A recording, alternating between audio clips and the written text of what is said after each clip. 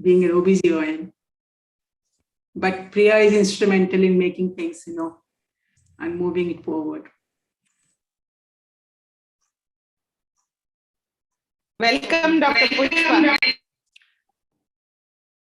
Tirupati, I hope this meeting is being recorded for YouTube sharing later on, because many people do, want to look at what has happened today, especially the master trainers. Okay.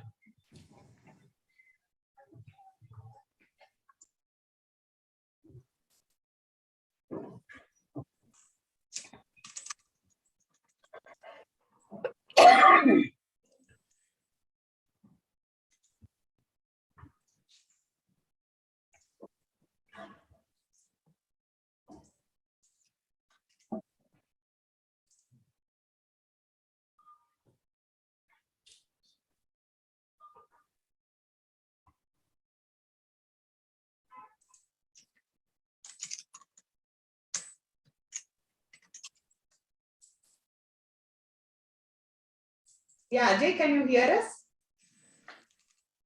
Yeah, I can hear you. Yeah, okay. Because from here also we can talk. And Dr. Sumita can talk that. With you.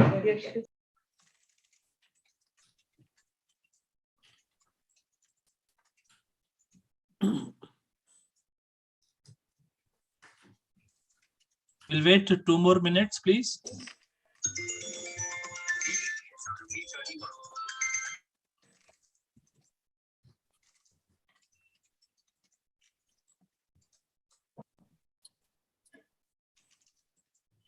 Hi. Hello. Hi, madam. Hello. How are you? We didn't start now? No, ma'am, we are waiting for you. Dr. Madhuri Patel was ladies and gentlemen, Dr. Sumita Ghosh. Yes. Madam, I heard about you, madam. I heard you also. Good afternoon, Dr. Sumita. Yeah, good afternoon. Good afternoon. See, madam, Yes, ma'am. what a destiny today. I came here only to launch this. We were thinking that we should do it together in a physical, it became a hybrid. Yeah. We were thinking, ma'am, once we finish all the trainings, then Yeah. we'll do an end meeting nicely. Yes, Somewhere that is the in plan, Jockey. no? Shanta ma'am has promised Good afternoon, Dr. Sumitra. Good afternoon. Nice to meet you. Yeah, it is there also. Okay. So, ma'am, I think we can start. Yeah.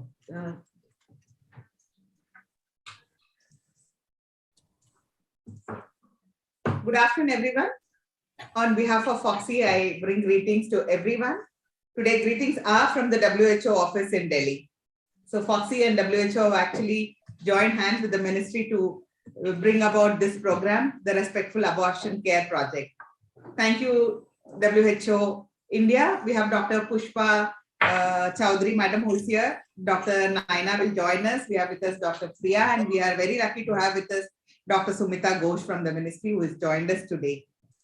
And it's indeed a pleasure to be with all of you, especially today, where we are launching this project, Respectful Abortion Care Project, Training of Trainers. This is the master training TOT program, which is 3 days.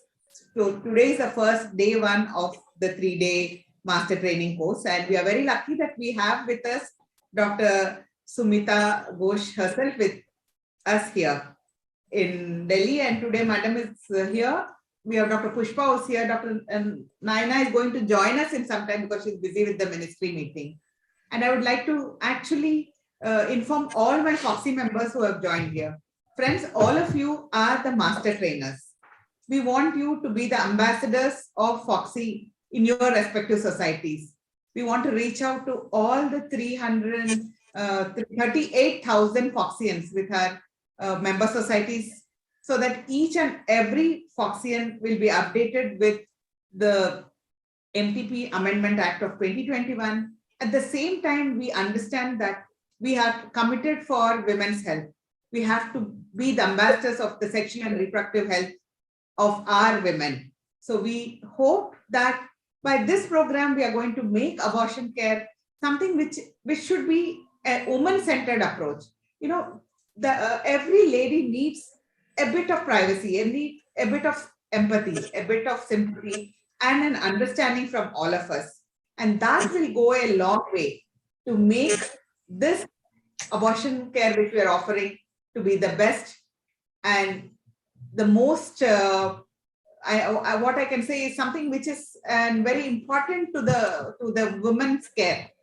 When we're looking at our patients and when we look at ourselves in our country, let me tell you, friends, we in India are offering the best care to our women. Our women, and we are very lucky to be in India because our Indian government has been mature enough to have the MTP Act way back in 1970s. And now over the years, they have realized that we need to amend it to suit to the present scenario.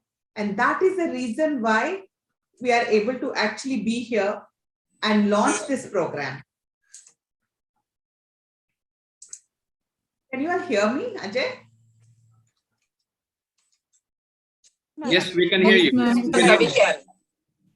Yeah. So I would like to thank Dr. Subita, who is going to address us today. And I would like to thank all the master trainers who have joined us today and all the faculty who are going to be with us the next coming 3 days with today. And I'm sure that they will be making this program very, very simple. I would like to especially thank Aparna from All India Institute, who has been instrumental in designing this course with Dr. Priya and the rest of the faculty. Thank you, Dr. Sumita, for addressing the so many important issues which are so very important for the patient care, especially the abortion care. So today we will be able to actually give you all the amendments and all the things which you need to know. Let me tell you, friends, we are being very lucky that we have got this MTP Amendment Act which has come into force. The way we have extended the number of weeks up to 24 weeks and all. But remember, this doesn't mean that we are going to offer the abortion services to all women just because even after 20 weeks up to 24 weeks, because we have a law in place. The old law which is there is very much in place. The amendment is definitely for those special situations where we would have to offer this to our women even when they cross 20 weeks of gestation. And another most important aspect which I want to put across is always remember, as OB-GYN, we have to make our patients understand that contraception is also a very important way forward. So prevention is always better, and we have to give them the various choices. We have to offer them all the possible help which we can give them so that the MTP would be a last choice. But sometimes, yes, definitely when the need arises, we should be giving them the right to choose this for whatever the reason which are there.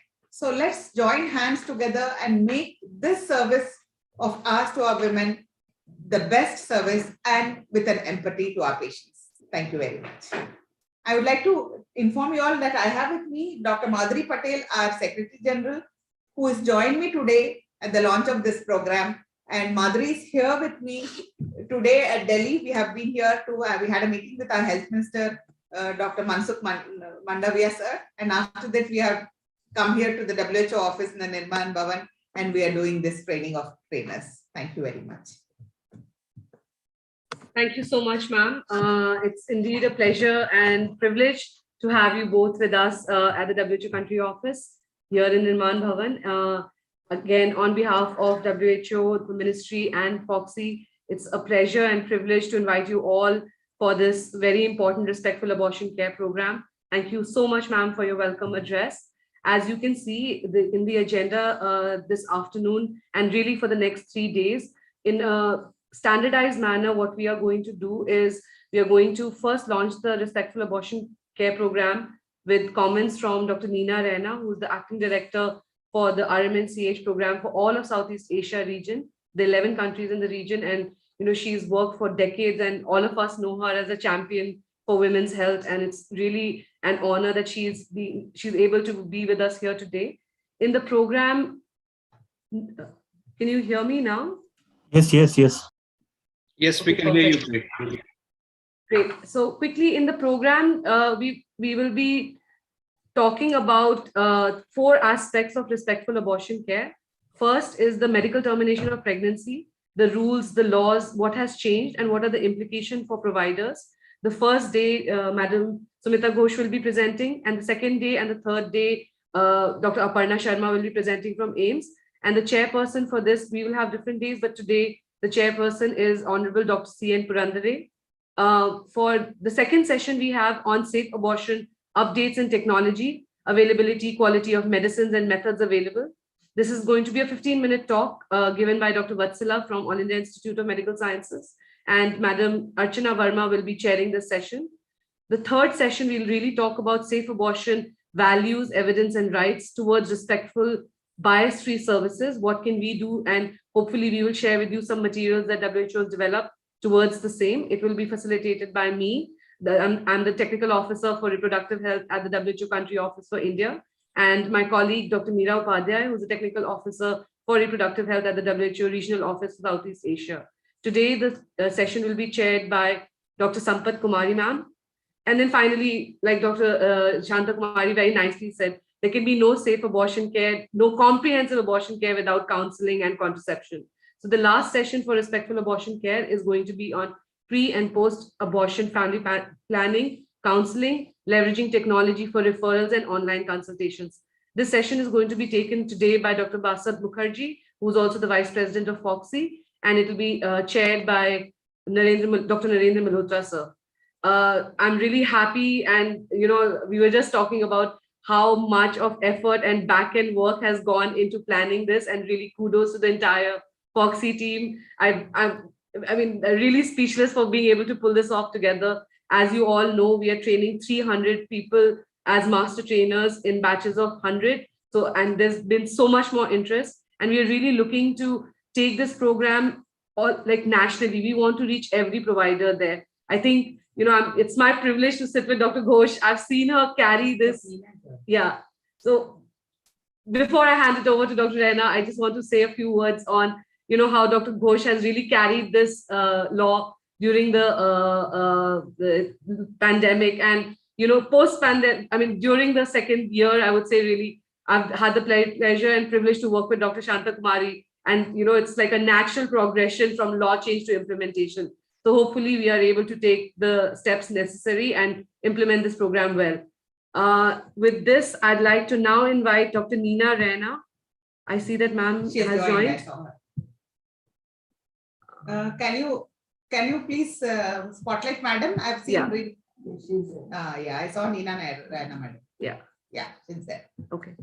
So may I now invite Dr. Neena to please launch the Respectful Abortion Care Program and share some words with us.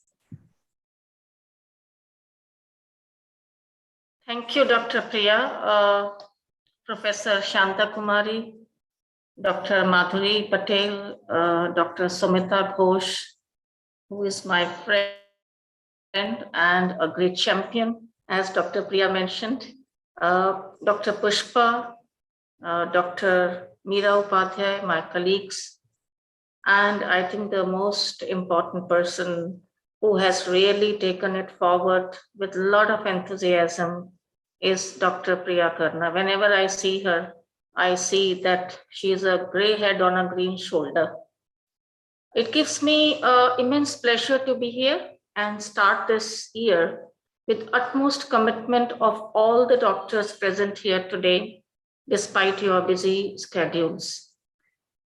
I read the names and I see that most of you, many of you have been my old friends. We have been partnered in the crime for a very, very long time.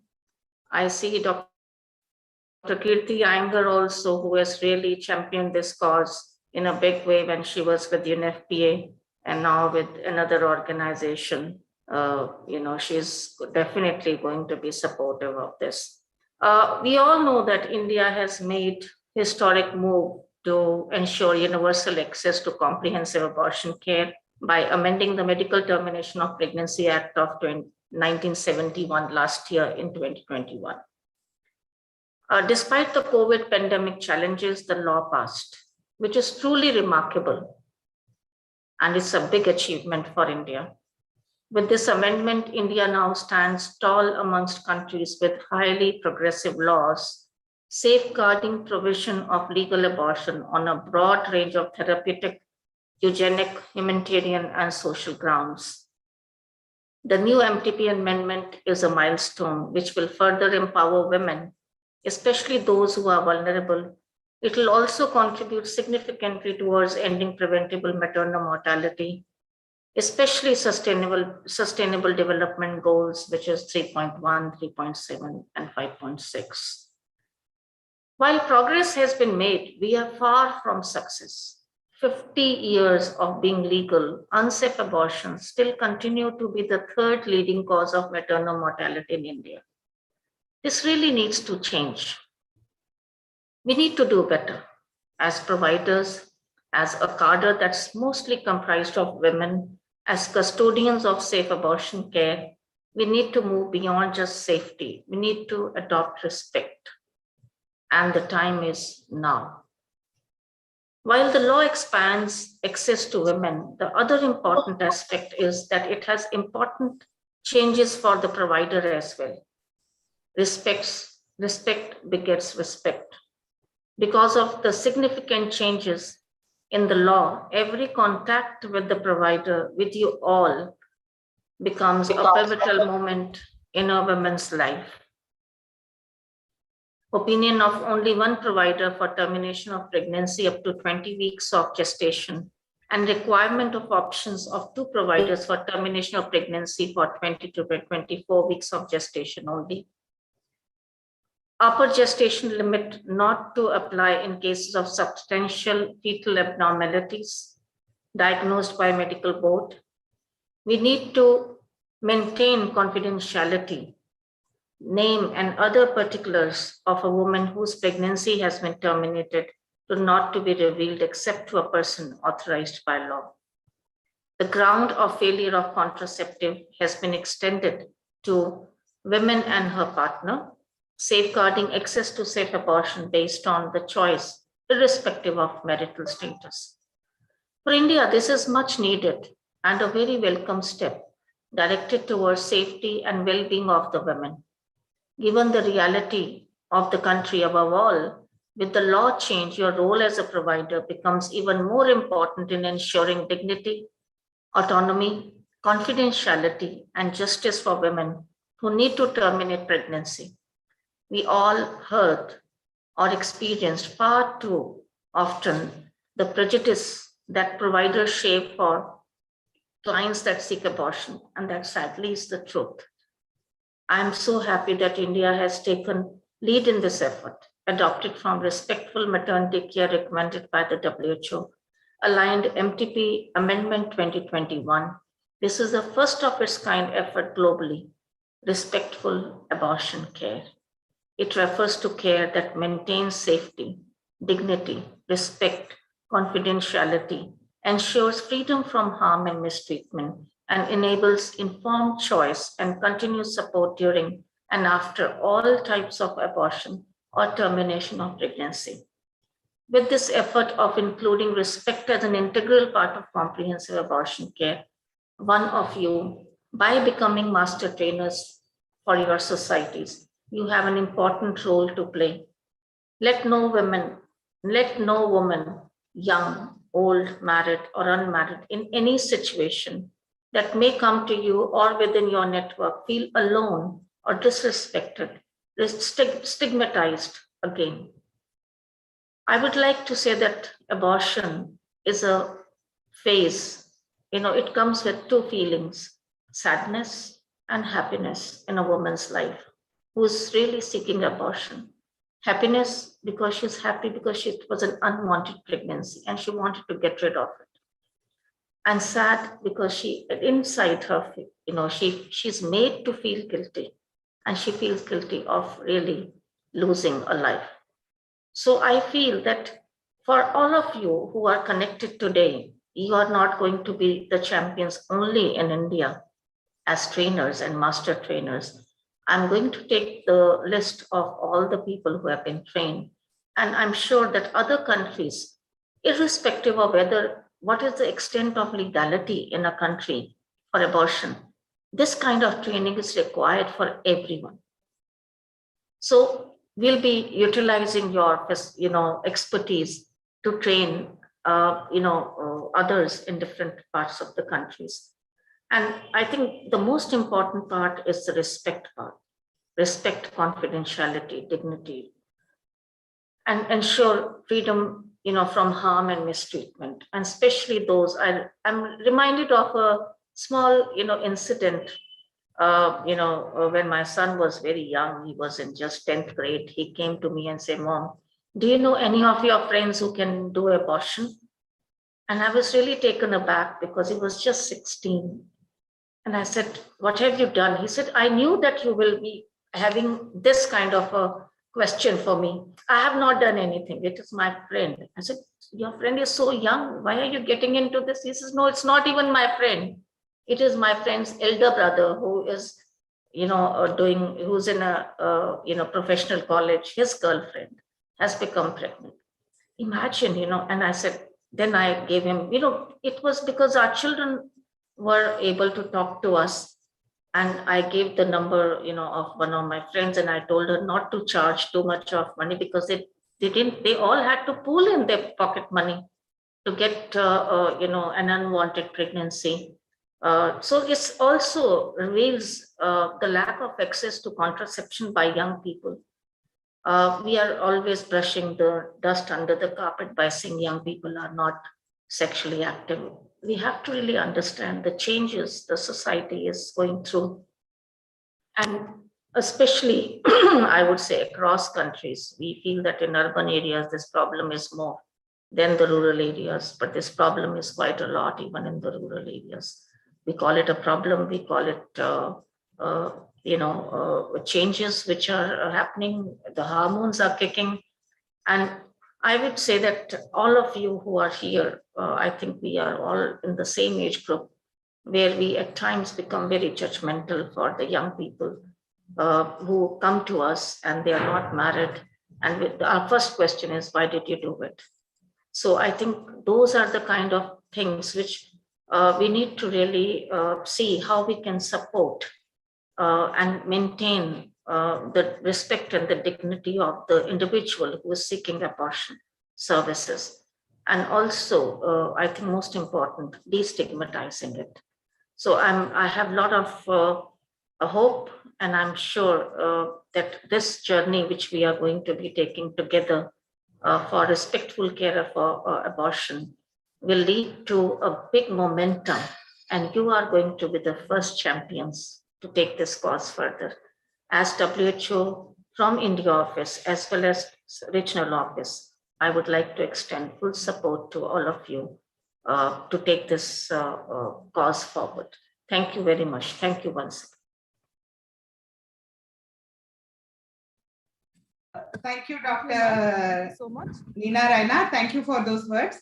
As the FOXY president and as the FIGO treasurer, I will definitely give you the commitment that we obstetrician gynecologists are committed for women's health. And definitely not only in our country, but across the globe, even FIGO being the global voice of women's health, are going to make sure that we offer the best of care to any woman across the globe who needs our help to actually address this issue. That much of assurance we can give you. And I'm sure that we will be able to take forward, because FOXY, we are 38,000 strong members in India. We are the voice of women of India, and FIGO is the global voice of women. And definitely, yes, India has shown the way back, decades back with the NTP law. And now all my members, so many master trainers, and all of them are ready to take across this message to every nook and corner of the world. Thank you very much.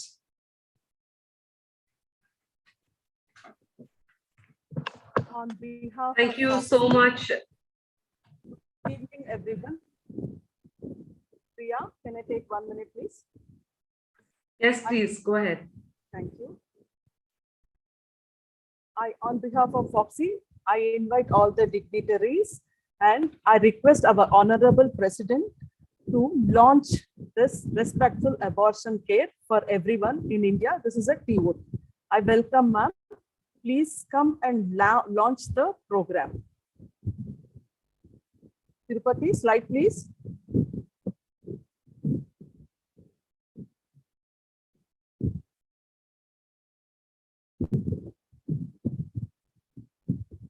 Thank you, ma'am. Thank you so much. And Dr. Priya, please take it over.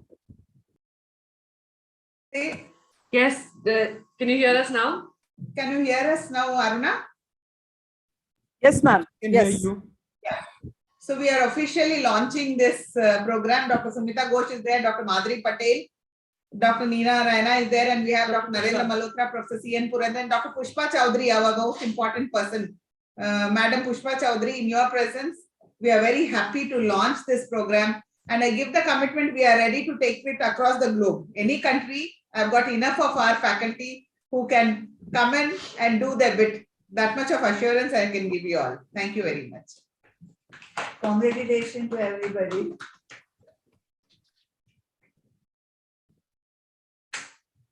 So you can go on to the next program.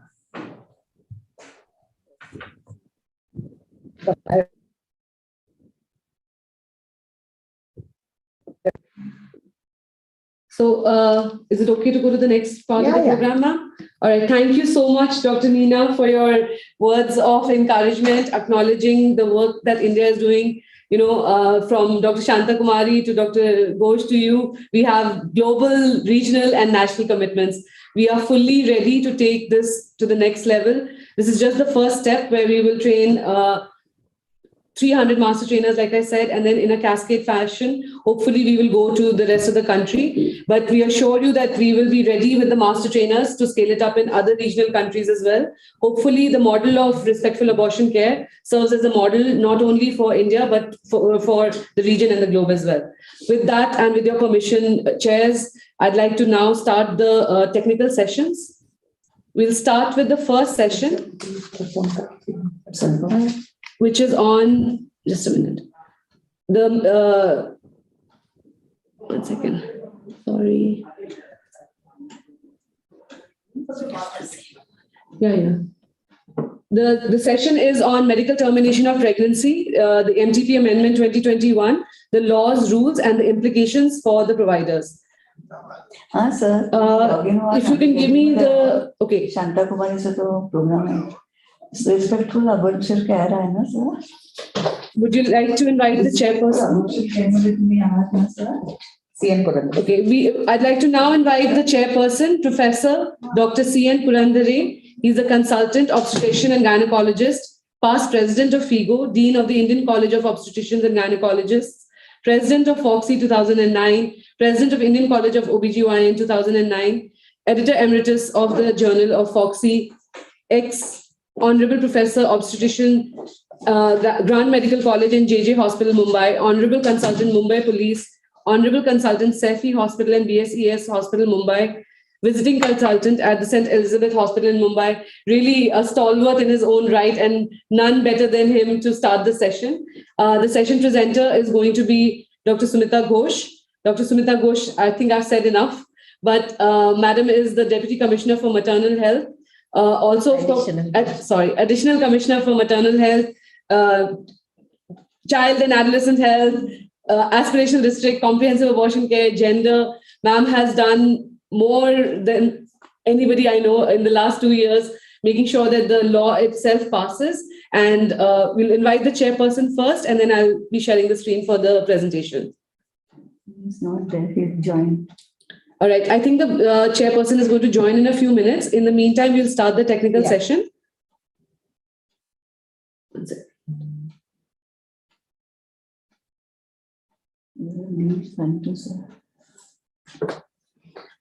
Dr. Ajay, Ajay, can you send the link to CN, sir? Yeah, it has gone to him. Couple of times. Resend. Please resend once. Yeah.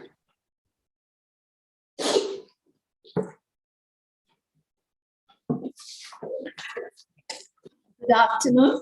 I'm very happy that I am today here for the inaugural, session of the TOT on a very important, program of mine. Moving towards from the amendment of laws to the actual implementation of it. And I am very happy to be in company with Dr. Shanta, Dr. Madhuri, Dr. Raina, and Dr. Pushpa from WHO, Priya, who is always with me in this, and all others. It is always very thrilling to talk to all the experts and the stalwarts, Dr. Purandare. So really, it is very important for me that I really give you a perspective of it. What is the MTP amendment, how Act has come, and what it is about, and what we are going to do with the recent changes and the amendments that have taken place. So we'll take a closer look why abortion, it's such an important issue. What are the laws and the policies that has been currently in place, and the Act, what has it done to us now? These are figures which says the total fertility rate. I am not going into very much into it, but we can see the fertility rates are coming down, and recent NFHS 5, it has, we have seen that it has come to below the fertility level. So why we are talking about abortion and fertility rate, how they are connected? Sorry. Okay, sorry, ma'am. Yeah. It has come down below the replacement level. 2.1 is the replacement level, and recent NFHS 5 has shown that we have arrived, in the total fertility rate is now around 2. So this is, to understand that, the fertility is being controlled by women for various reasons, for health reasons, for their career, for their education, for their family, keeping the family small. So abortion has, the incidences have increased, because we know that contraception is the first part, but in case an unwelcome pregnancy happens for whatever reason, the failure of contraception or under certain circumstances, so it is very important that that option is open to her for limiting the family. But it is not in no way to say that it is a method of contraception. Abortion can never be a method of contraception, but it comes to, women are often in a very semi-urgent need. It is an emergent need of women that the facilities and the legal safe abortion facilities are available. So the right one is the pyramid. You all know that the shape of the pyramid is changing. We have now more, the young child has, it has diminished, the base is contracting, and the middle portion, the populations are increasing. So that, in the box, that is the portion, and they are all mostly in the reproductive age group. So the reproductive needs of the population has also changed. So this is some, statistics about how many abortions are happening, how many pregnancies are happening, how many of them are unintended. Almost 48% are unintended.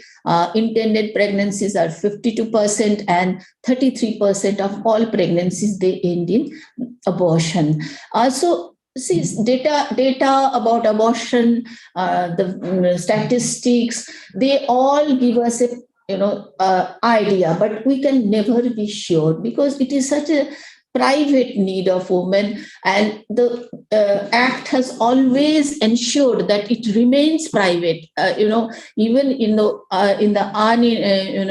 before the amendment, also the regulation said that it has to be kept private. It is up to the woman to disclose. The name and details will not be disclosed. Otherwise, the registers have to be kept locked. That was the mandate. So the data is very important. I know data is very important, but again, for abortion, we cannot insist on getting the full and the whole data.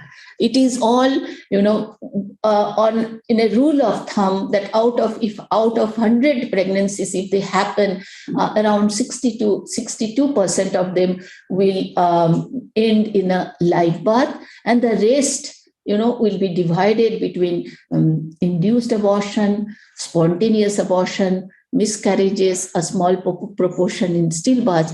So around 60 to 62% actual, the first beginning of pregnancy to the end of the pregnancy, only 62% will end in a live birth. The data statistics which are there, you can read for it, and we can never be sure what is the actual magnitude of abortion which is happening in the country. So I will rather go into the rules amendment part of it, because I have 30 minutes only and I want to talk a lot about the amended rules. So safe abortion, what is safe? If we go into the, why this act came, and it was way back in, 50 years back, 71, why it came? Because that till that time, it was not legal. So because of this lack of legality, women who were in need of, terminating an unwelcome pregnancy, they were going to illegal providers, unsafe providers. So safety was the prime concern why the act was enacted, to give legality to a band of abortion which is done by which has been defined as safe by the providers and the proper facilities and appropriate methods. All these things are important for safety, and for which the act defined who can do it, when it can be done, where it can be done, and to some extent how it can be done. Even to these days, the safety remains the major important aspect, and the amendments which have happened, this is because, bring for two basic purposes. One is for increasing the ambit and access of women, and also to strengthen the safety part. And Dr. Narayana has already said that to strengthen the concept of dignity, respectfulness, privacy, autonomy part of women, all this justice, these were the main concept behind the amendments. So this is the third cause of MMR, already has been said. The unsafe abortions, out of three abortion, two are by the last definition, they are unsafe either by untrained providers or at an unsafe place or by unsafe method. And the death rate is very high if it is done, in young women. That is the the major thing. Just a minute, can you please excuse me? Hello, Rupam. I'll call you back. I am in a lecture. I'll call you back after some. Okay. So young women suffer the most. So what are the laws and the policies? Again, this is repeated. So this is the journey. This is the journey which you undertook, and those of you who are connected with it, you know that it was a long journey. It started way back, but there are several consultations, and finally the cabinet approved the draft, the latest, which has been enacted. That bill was approved by cabinet 29th of January 2020, just before the COVID pandemic broke. Then when just few days before the lockdown actually started, 17th January, it was passed. I think this is wrongly written. It was in the Lok Sabha. It was passed 17th March 2020. Then on 21, it was passed by Rajya Sabha, that is 16th March. And then 25th March, it was it received the assent of the president, and the amended act got notified in the official gazette. Then commencement, because the acts gave us the time to keep the supporting things in place. So the commencement notification was given by the ministry on 24 September, and then rules were rules were framed, and the framed amended rules 2021, it came on 12th of October, it was gazetted. So it was a long journey, and it went through various levels of filters for its utility, for its safety, for how much rights is being given to the women, how it can be improved upon. So ethics committee looked into it, cabinet committee looked into it, group of ministers looked into it, in Lok Sabha, Rajya Sabha, several MPs, they also went thoroughly into it. So it came out through a lot of process of filtering, and the final shape has come. So this is what it was gazetted. So what are the changes? I'm going into that because you are concerned with the practical, the trainers, they will concentrate on the practical aspects, how it was before and what has changed and what has not changed. So that is very important. The first change that has happened, that reduction in the number of providers, because previously it was up to 12 weeks, there was one provider opinion was needed, and from 12 to 20 weeks, 2 provider opinions have been needed. But that had some problems because our peripheral facilities, which have only one registered medical practitioners, they could not do beyond 12 weeks. So now the amended act says that till 20 weeks, one registered medical practitioner opinion will be needed, and beyond 20 weeks, 2 practitioners' opinion will be needed. What has not changed is that for all cases of abortion, it has to be the registered medical practitioner only. The numbers have changed, and our, this has increased the access of women, because so many facilities can now be opened up with one provider. So access as well as the ambit, because they had to travel, they had to go some far place where 2 doctors were available. So now women will not have to do that, especially for our public health facilities like primary healthcare centers. We can now empower them with proper training and all, supply of drugs, equipments. They can now provide at least the medical methods of abortion.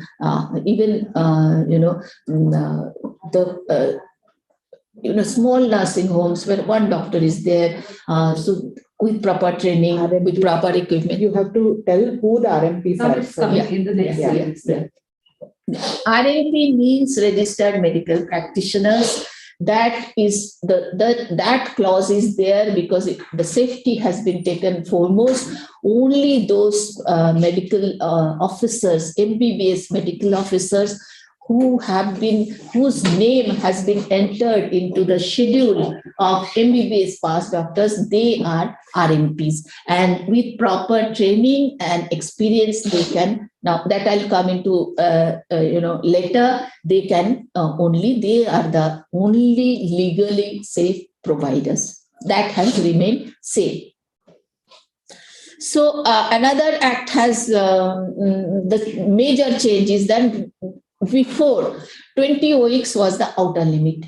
Beyond 20 weeks, any abortion, if had to happen, that was solely for saving the life of women, like severe hemorrhage, severe hypertension, life-threatening condition to the mother. That was the only reason for which beyond 20 weeks pregnancy could be terminated. Now the situation has changed. For certain vulnerable categories of women, we'll come to that later, it has been extended up to 24 weeks. And if there are certain severe anomalies, birth defects, which is not incompatible with life, the medical board will decide, and it can be terminated any time during the pregnancy. This is a major change because these two, the main access, increase in access is in these two categories.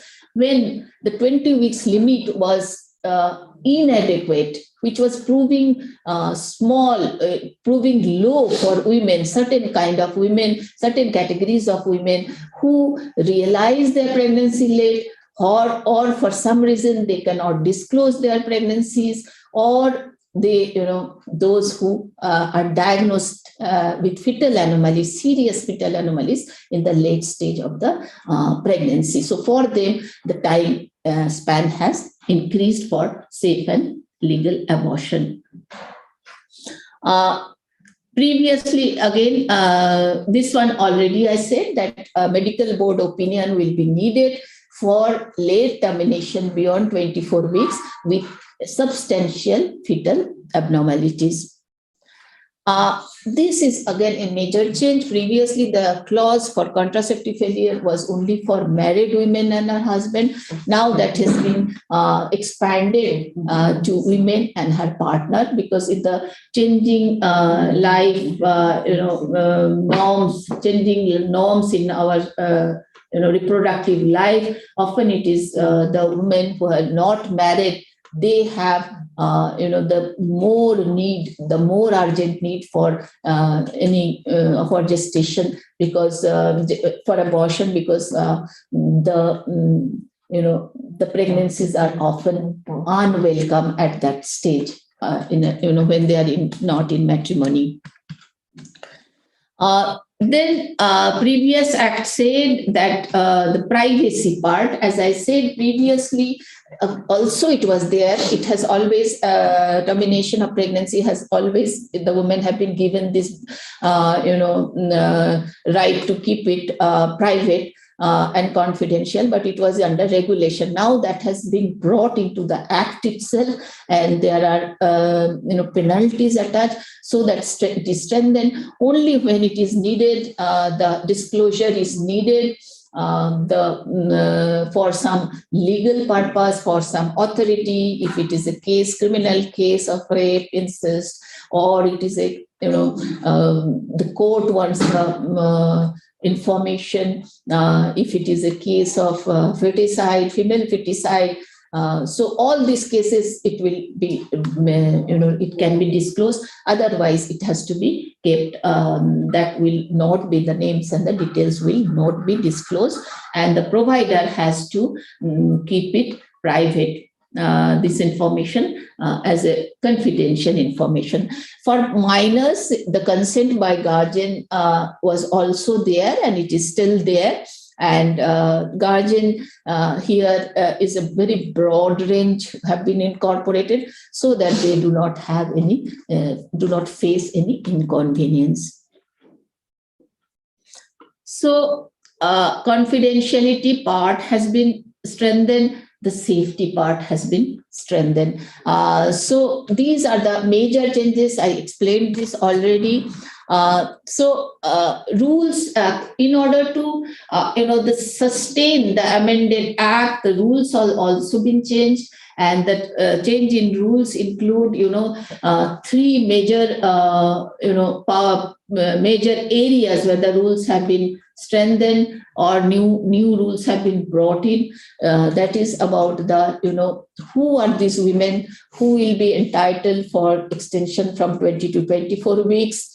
So these categories of women have been defined, and these norms of registered medical practitioners, as it was described before, that MBBS graduates with sufficient, with the mentioned amount of training and experience, that has been changed, because we have brought in the rules. It has been brought in another very important area which was not there when the original act was framed. The medical methods of abortion, the norms for the RMPs who can provide medical method of abortion, that has been added to the other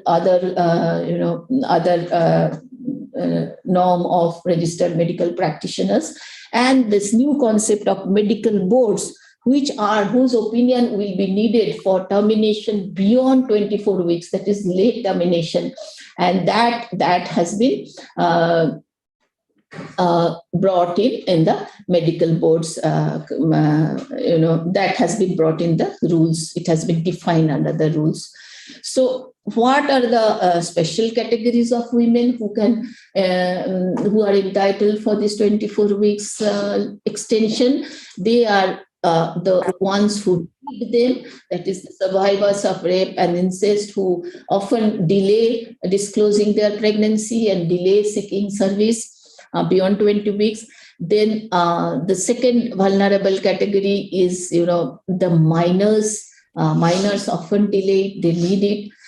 Third vulnerable categories is, the women who have some fetal anomalies, which is detected late, beyond 20 weeks. They can go for this 24-week extension. Mentally ill women, physically disabled women, when the women marital status has changed during the pregnancy because of unfortunate incidents of widowhood or divorce during that pregnancy, so they are entitled, as well as women in humanitarian settings, any disaster conditions which is declared by the government. They can seek safe and legal abortion up to 24 weeks instead of 20 weeks, which is open for all other categories of women. So what are the norms? Again, the norms have been changed. 1 RMP for till 20 weeks, 2 RMPs for 24 weeks, and beyond 24 weeks, it is by 2 RMPs, but on the advice of a medical board. So RMP definition, which used to be there, that medical practitioner who have assisted 25 cases of MTP and at least 5 have been done independently in a hospital. Then medical practitioners who have done 6 months of house surgency in obstetrics gynae, or someone who has a postgraduate degree or diploma in obstetrics gynecology, or a medical practitioner, MBBS, who has experience of at least 1 year of practice of obstetrics and gynecology. So they were previously recognized as RMPs at different gestational age. So now the rules that have changed, it is not there in this presentation. We have introduced a new category up to 9 weeks of gestation for giving only medical methods, and for them we have diminished the number of cases that have to be performed by them. They need to have only 3 months of experience and a training with 10 cases performed by themselves. So we have brought it down because that is the most often used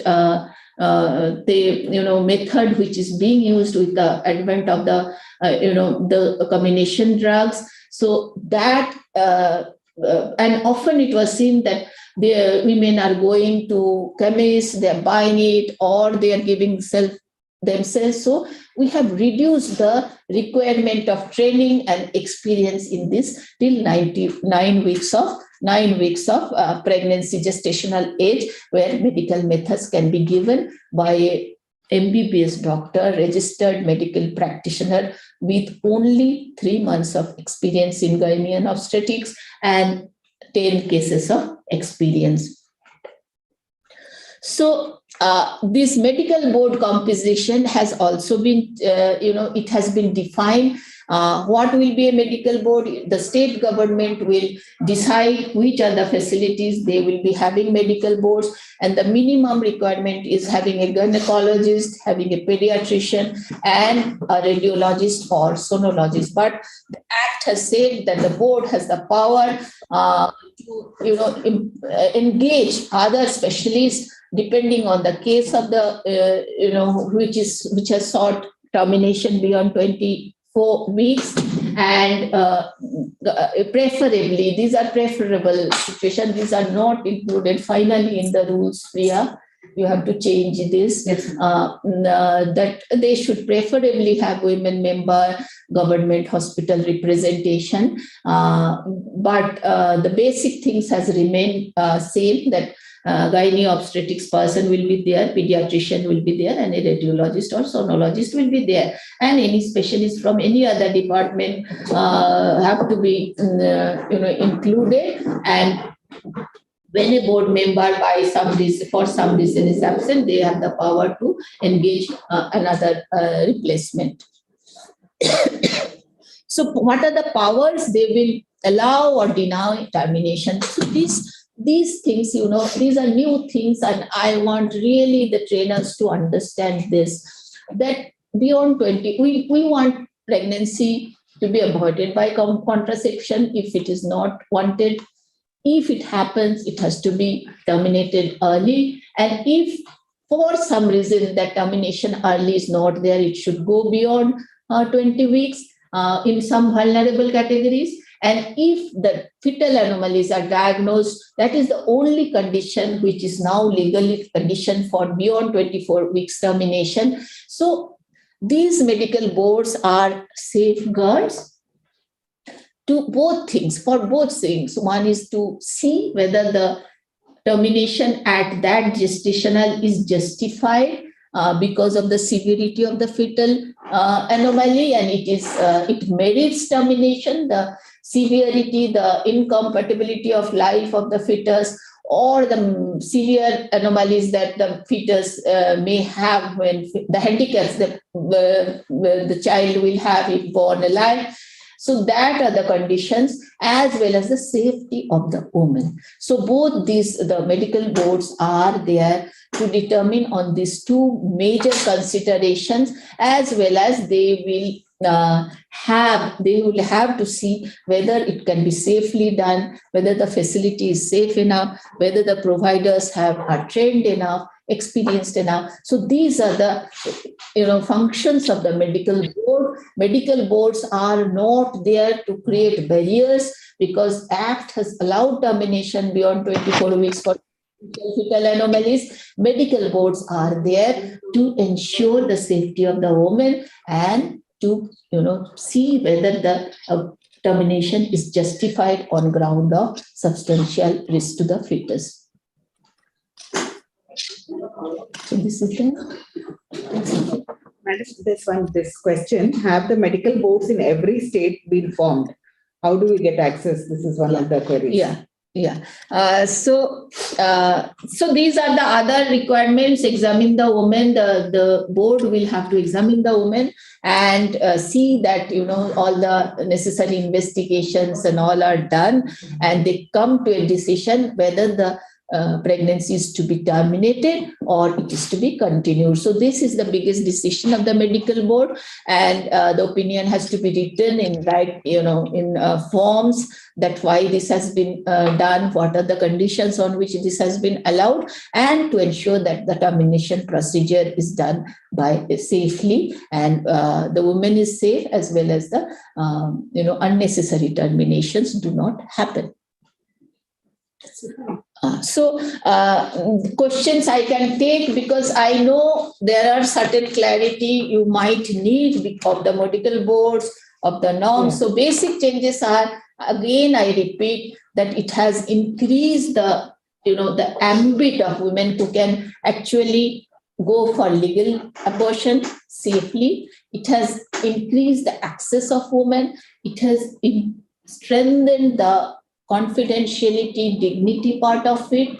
It has opened it up to unmarried women, and it has given a scope for a woman when who is fraught with a very serious anomalous pregnancy, fetal anomaly pregnancy, even late in the gestational age, she can have the option of termination. So these are in nutshell, the basic changes. As trainers, you have to train regarding these changes and see that the intent and purpose of the amendment is carried out fully. And I have full faith that with your experience and with the training which you will receive, you will understand what are the amendments, and you can really transmit, which is very needed, because though abortion, this MTP Act is there for 50 years, the real penetration of, its existence, as well as the, eligibility, who can do it, who can approach, how it can be made legal,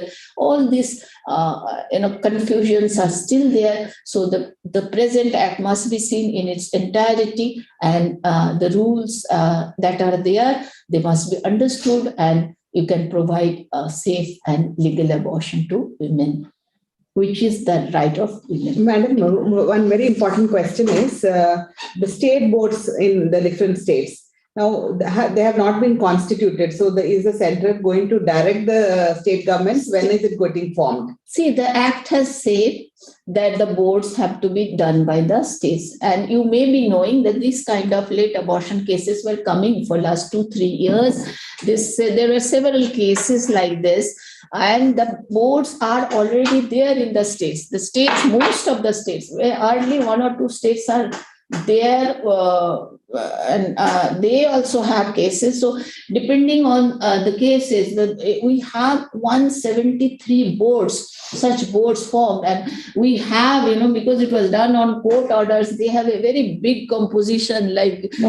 So madam, what the main doubt is, many of my states would like to know whether these state boards are already there, how to get access. Like, for example, Telangana, Andhra Pradesh, Maharashtra. Yes, state boards are there, and the states have been advised, and we have given the Act and the rule copies to them. So any state, wherever you are posted, they are supposed to gazette it. The Act has said so.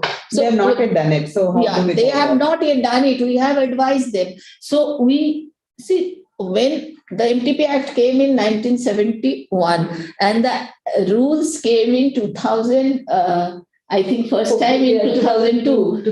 So see, understanding an Act and doing it, but the boards are there, and the late abortions are happening. Clarity we have given, we have, disseminated to the state. But again, depending on what our experience is with these existing boards, there are, in an Act, there are both ways. We can explain, we can give states, but again, some will say it is not in the Act. Why you have written this? Like, that's why I asked Priya to change that slide, that women and all, we suggested this, but Act is an Act. The rules are rules. They are written ones, and we cannot interpret in the way we want. Yeah. So we have to see what the Act says. It has definitely said that the states will form boards and they will gazette it. So we have given that information. And the states, many states, I think very few states will be having such problems, because already so many such boards are already there. And whoever asks us, like for guidance and all, we write to them that these boards are to be formed and gazetted. Yes, madam. Maybe on behalf of Foxy and us, we will also write to all the states and request them to form the board at the earliest. And then there were some doubts about confidentiality. Now, according to the clause, when the discharge summary is given, can this MTP be mentioned in the discharge summary is one of the doubts. The discharge summary. Discharge. See, this was being done, but records, they have said that, privacy has to be maintained. So what is the intent behind it? That this cannot be used as that this woman has done. That information can be used in a negative manner. So if you have to maintain records, like you have to maintain everything you do, record of what. So you can encode it, and discharge summary, you can give it because you are giving to the person concerned. So that privacy, the privacy is when you disclose it to others. You understand? Yes. And that MTP Act does not say that you don't keep any record, you do all things surreptitiously. So not like that. You have to maintain proper records, and you can give them discharge summary, but not disclose to anyone means you have to tell you have to advise them, you keep it safe. You keep the record safe. It does not mean in no way you will be punished for writing a discharge summary and a name. I don't think so. Yes. The Act does not say so. Yes, Madam says that it is not to be disclosed to be anyone. Yeah. But the patient has the right. No, if she wants, you can have to. Then one more, somebody has a query that what about the pharmacies giving out the medical? I think we are not here to discuss those, doctor. We are here about the Amendment Act. Pharmacies, in order to stop women going to pharmacies, we have reduced, previously it was difficult, having a provider who has done 25 cases or so much experience. So we have reduced everything so that even, with 3 months of experience in any gynae obstetrics, and you must agree that certain kind of experience is needed, certain kind of training is needed. So we have kept a minimal thing and rules have been changed accordingly. Yeah, there's one more query, like usually, there used to be a number allotted, instead of the name, where her name is not in according to the MTP. Yes, you can encode it. She's encoded. I think you have to continue that same system. If you feel unsafe disclosing names and all, you can encode it. It is within your hand, and you can keep your records against that code. Your records you can keep safe. If the law demands, then you can have to produce. But otherwise, you can encode your whatever documents you issue. You can encode it. Madam, we have Professor C.N. Purandare, past FIGO president, past Foxy president. He has joined. Yeah. So can I request C.N. Purandare sir to kindly address the... Sir, you have to unmute, sir. I'm very happy that this has been organized, and Foxy has taken a lot of pains to get this thing sanctioned at the government level with the various departments as well as the parliament. And the laws are made very much simpler now, which is certainly helped the women of India.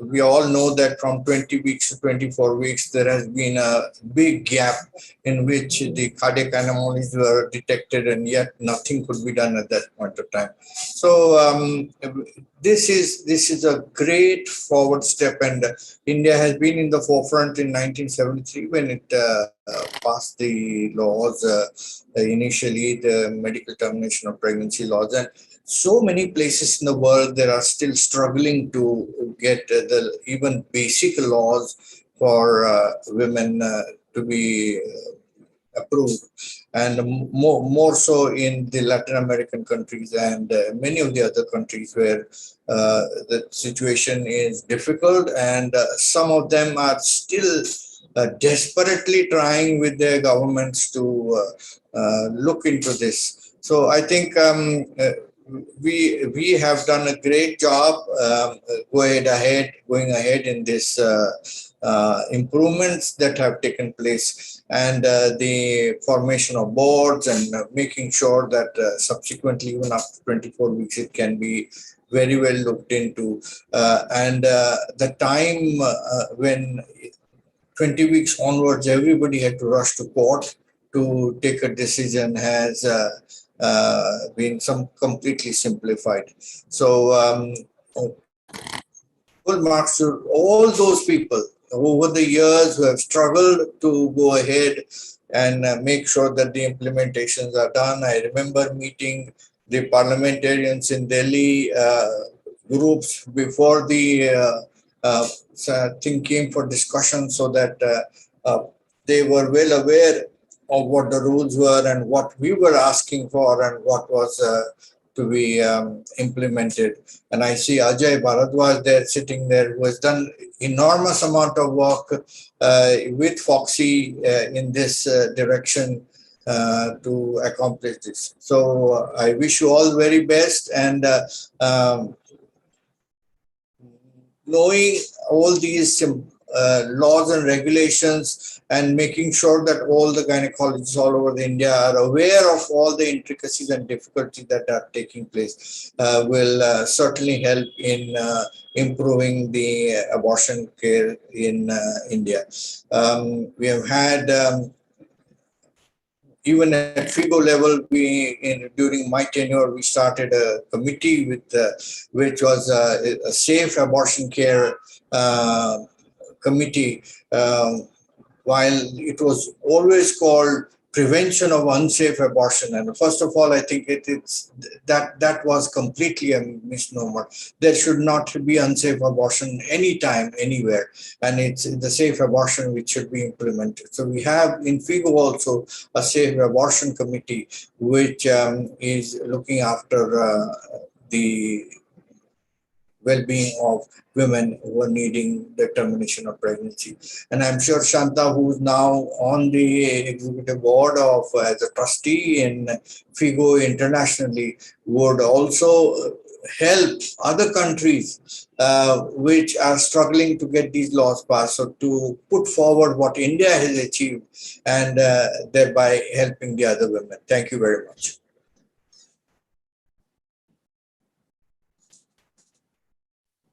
Thank you, sir, for those kind words. Definitely, Foxy should lead the light in this aspect, and I'm sure that we'll be able to take forward this to all the other women. We are more empowered than many other women, that I can say, and we shall see that we help other women. Thank you, sir.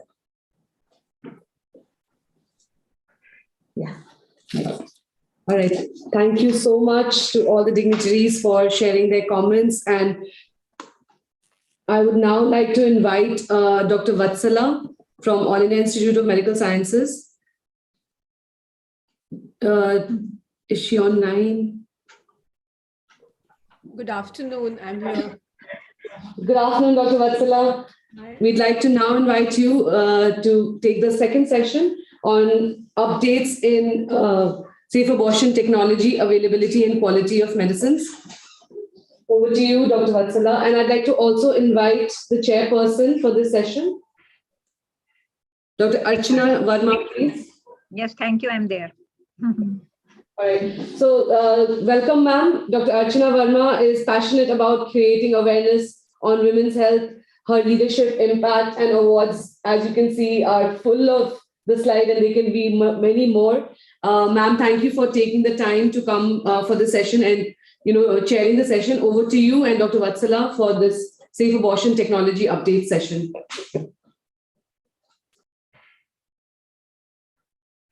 So, welcome, Dr. Vatsala. She is one of the very famous orator and a very good friend of mine from AIMS. And at present, she is professor in fetal medicine division in All India Institute of Medical Sciences, New Delhi. And she is so much,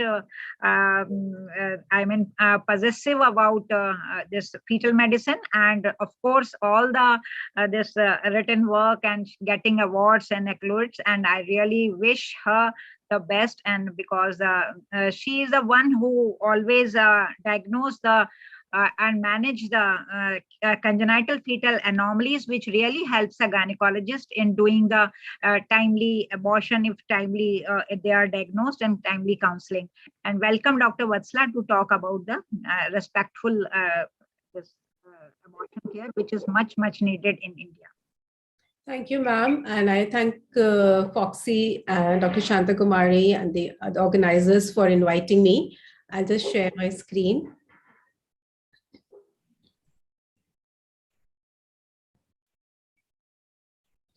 So talking about updates in technology, I think there is not really much when we talk about technology, recent developments as far as safe abortion is concerned. But definitely how we approach and our attitude towards safe abortion has definitely changed, which is very important.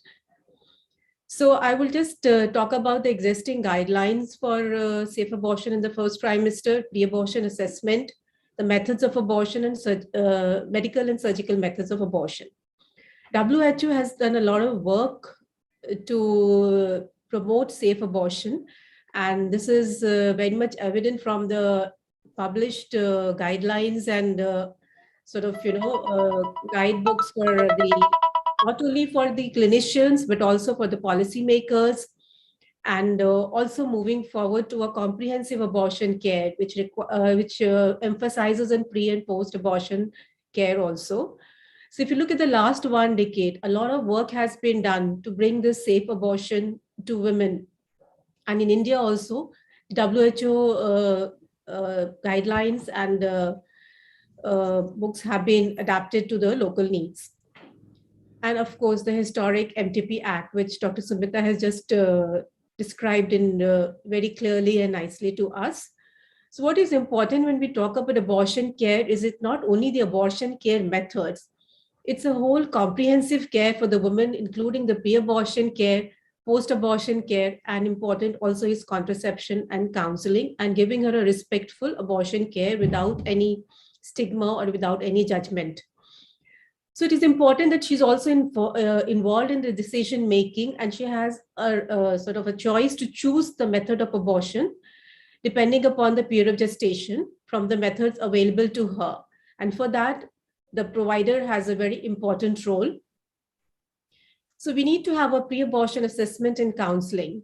For that, it is important that the provider takes a detailed history, a general physical examination and a pelvic examination is done to see the period of gestation, to see if she has any pre-existing medical disorders. Lab and other investigations can be done as required. All this will make easy for the provider as far as to counsel the woman and for the woman to make an informed choice as to what method of abortion she wants and what method of post-abortion contraception she'll take. So we know that like it can be easily done up to in the first trimester of pregnancy, the medical abortion. Certain contraindications are there if the woman is severely, I'm talking about the medical methods. If the mother has severe anemia or if she has certain medical disorders, coagulopathy, then we may have to be careful about using the medical methods of abortion. Coming to the gestational age determination, all of us, the gynecologists, are pretty comfortable with the pelvic examination to look at the uterine size, because again, what method you're using, the dose of the drug you're giving depend on the period of gestation. But we also need to understand certain conditions in which the period of gestation, the size of the uterus may be more or less than the period of gestation, and there may be a role of doing an ultrasound.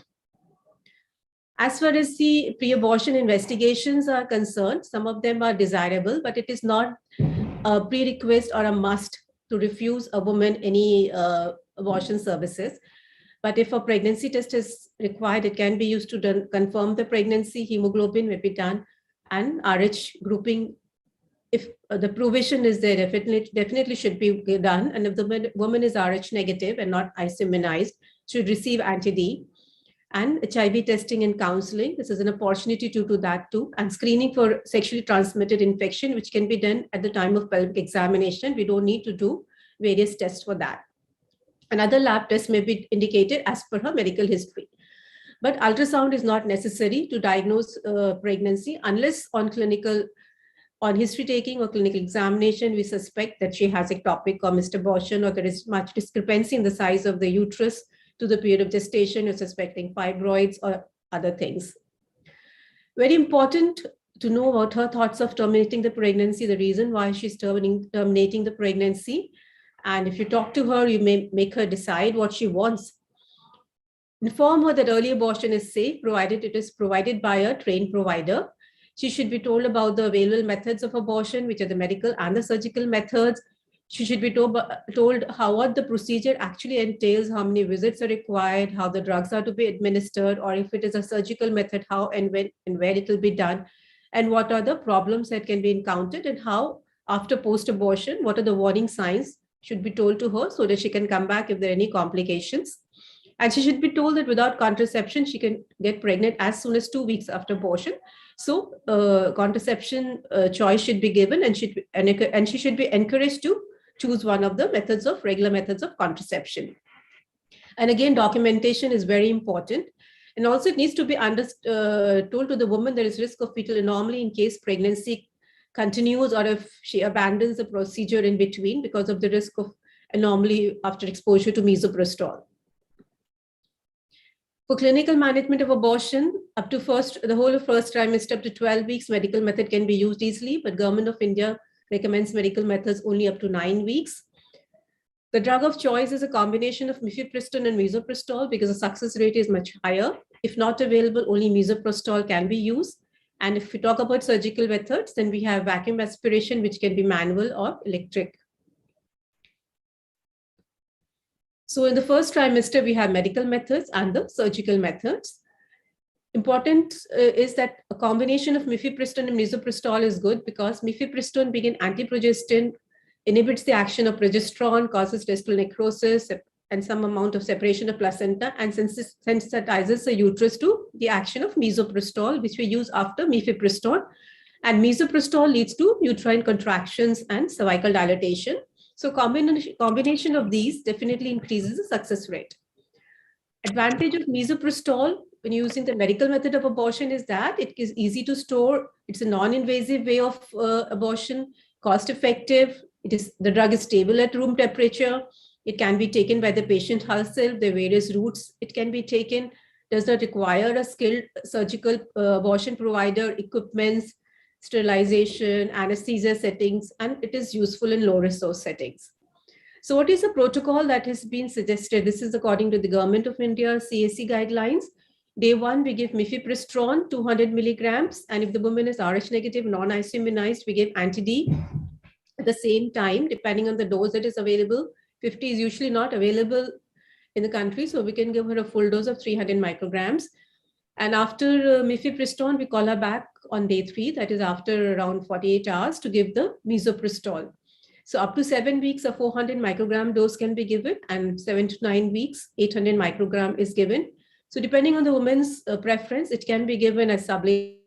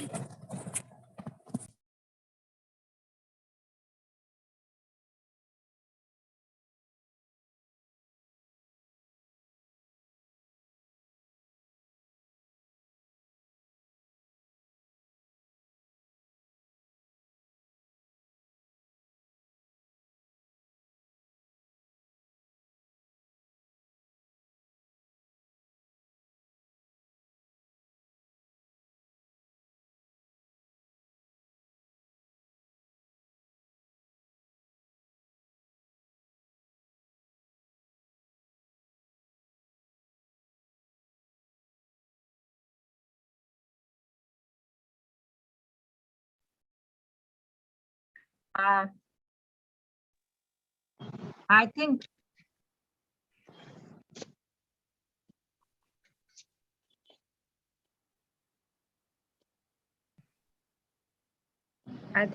there's some connection problem.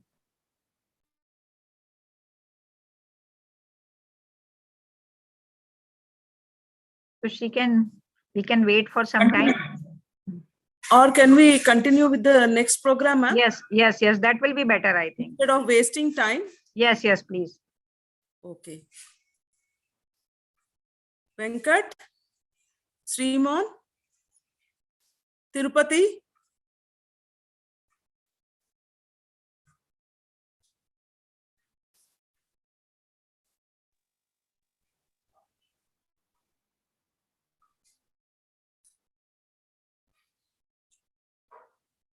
Ma'am, the next talk is this? Yes. But Dr. Priya is also actually, her connection is Dr. not proper. Basar was there. Dr. Basar. No, I'm here. Can you see me? Okay, she's there. Yes. Yeah. Hi. Welcome back, Priya. Can we continue? Sure. I'm going to share my screen. 1 minute. Let us invite Dr. Sampath Kumari, madam, first. Sure. She's the chairperson and she'll introduce you. Good evening, Dr. Aruna. Good evening, ma'am. Please welcome. First of all, I thank everyone for inviting me for this wonderful and important session. Now we will have the talk on WHO Safer Toolkit.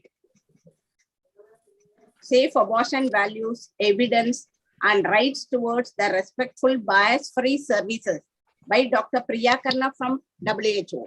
Dr. Priya, the stage is yours. Thank you, ma'am. If you allow me, I'll share my screen. Yes. I hope you can see my screen. Yes, you can go to slideshow. Yeah, just 1 minute. I'll share the screen. 1 second. Sound. I hope you all can see my screen.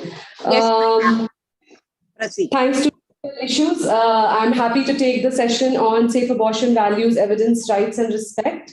As you know that, respectful abortion care cannot be respectful unless we talk about values, we incorporate evidence, and really understand what rights are there that women have or that we've all committed to globally, and that also affect our respect, our attitudes and our values. In this session today, like I said, I think Dr. Purandare said that, we were first talking about preventing unsafe abortion, then we came to safe abortion. And I hope that, in the next few years now, with all the changes and all the evidence that India has garnered and really taken steps toward, we move towards respectful abortion care. In this module on SAVER, which is really an acronym for Safe Abortion Values, Evidence, and Respect, we hope that, we are able to highlight how values and biases affect services. I'll also be sharing what respectful abortion care is. As Dr. Raina said in her opening comments, respectful abortion care is really a new concept. It's been adapted from respectful maternity care, which we all know has been well accepted in the country and globally as well. And really assess what we can do together. I mean, your role as master trainers is more important than ever, because we hope that we give you all these slides, all these presentations. Through these 3-day trainings, you're able to appreciate the nuances of respect and incorporate them in your own trainings, and also provide additional resources that you might need. So by additional resources, I mean that, in a cascade manner, today, tomorrow, day after, you'll all be listening to experts and talking about different aspects of respect. But that does not mean that it ends here. We hope that you take it in your own societies, and whenever you need, you can always call upon any of us and all of us. Just as a recap, we looked at, India has a 1.3 billion population, which is a 25 million birth cohort. And in the next 2 years, we are expected to overtake China. While that's a very daunting task, it's also true that fertility has declined for a total fertility rate of 2 per woman. But with this kind of progress, there's a real risk, because we tend to get complacent and we're like, okay, now India has reached a replacement fertility level, we may not need to focus so much on reproductive health. But that's not true. At any given point of time in India, there are about 328 million women in reproductive age between 15 to 49, and that is only expected to increase. Maternal mortality has decreased. It's true. India is making a lot of progress, and with the progress that India makes, hopefully the Southeast Asia region and the world at large will achieve the SDG target for 70 per 100,000 live births by 2030. But while that is true, it's also true that unsafe abortions still are the third leading cause of MMR. I mean, 50 years of legal abortion in India, and it's unfortunate that we're still talking about unsafe abortions. But with that, it's also true, like Dr. Ghosh has talked so much about, that the MTP amendment is really an opportunity for us to come together and take that step from safe abortion to respectful abortion care. I just want to show you all why this is very, very important, because in India, the abortion care landscape is very, very complex. There was a study in 2015 by Guttmacher Institute that said that any given point of time, there are 15.6 million induced abortions in India, and 81% are medical abortion. With the changes that are there in the law, this is only going to increase. And whether we talk about pharmacists or others, the reality is that as providers, we have the onus is on us, the responsibility is on us. We might be able to control some things, we might not be able to control other things. So let's focus on what we can do. It's also true that nearly 75% of abortions are done in the private sector, which is a huge number if you see of the 15 million. And a lot of abortions are done outside facilities. So it's not necessary that as providers, you'll be the first point of contact. There might be biases from either the provider perspective or the client perspective that may be a limiting factor to accessing abortion care. But any opportunity, and I hope that I'm able to highlight this in my slides, that any opportunity that you get, whether it is like Dr. Vatsala talked about pre-abortion counseling or post-abortion contraception or care, any opportunity that you get is an opportunity for change in a woman's life. As far as we talked a lot about the law and what has happened. I do want to emphasize that the law is to safeguard all women. There will be nuances within that. Something might apply to somebody, something might not apply to somebody. So the law has to be all-encompassing, which is great. And within the law, the implementation really is with Foxy. It's the largest provider base for abortion care, whether RNPs or MBBS doctors get it or not. The reality remains that 37,000 plus gynecologists continue to provide abortion care. If not just in service provision, tomorrow there will be a role, and you're already all doing it, in training the next generation of providers, whether it is MBBS students or gynecologists. So the onus will always be on the obstetricians and gynecological societies of India. I think that, we always look at COVID as something that is bad, and I mean, no doubt it's bad, but it has also connected us all. I mean, 81 people joined in today. Tomorrow, again, we're expecting about 100. This kind of training may not have been possible, and we were all not so used to it, but we all adapted very quickly. That just shows that, we can take this up more in the days to come. And it really gives me hope that, if each one trains 100, like we are doing, like I am doing today, for example, it's just a matter of time. It's about 6 months it'll take for us to reach every provider in India, and which will be a great achievement. I do want to emphasize, like I said earlier, that of all the abortions, most of it is medical abortion. Medical abortion was introduced only in the late 2000s. With the one provider rule up to 20 weeks, there are concerns about conflations with the PCP-NDT Act or Prenatal Sex Determination Act. But I do really want to emphasize again that each provider, the onus is on you. If there is early and safe abortion, there should be no reason for conflation with PCP-NDT. And we are all in this together. Patient safety, respect, and quality matters more than ever. And now is the time to act, and we all have a role to play. So I'll just take a moment to talk about what is respectful abortion care. What do we really mean by it? I'm happy to share that, it's something that we've all come together in India and decided that this is what we will take up. It doesn't formally exist, but we've tried to model it exactly after the respectful maternity care.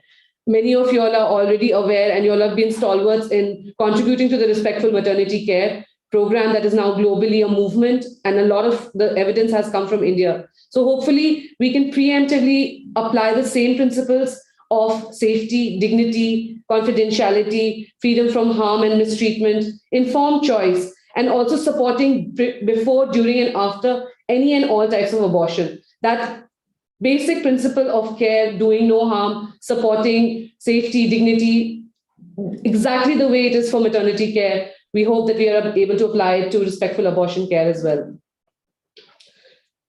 That's like WHO jargon, if I may say. In simpler terms, what it really means is that you or me as a provider or as a patient are treated with and treat others with dignity and empathy and compassion, regardless of your race, ethnicity, gender, socioeconomic status, reproductive history, pregnancies, miscarriages, abortions. It should not matter. It should not matter if I'm coming for a 6th abortion or a 4th abortion. It should not matter whether I'm married or unmarried. It should not matter if I'm 39 years of age or 19 years of age. What should matter is that every opportunity with a patient, with anybody that you meet, is an opportunity to provide care.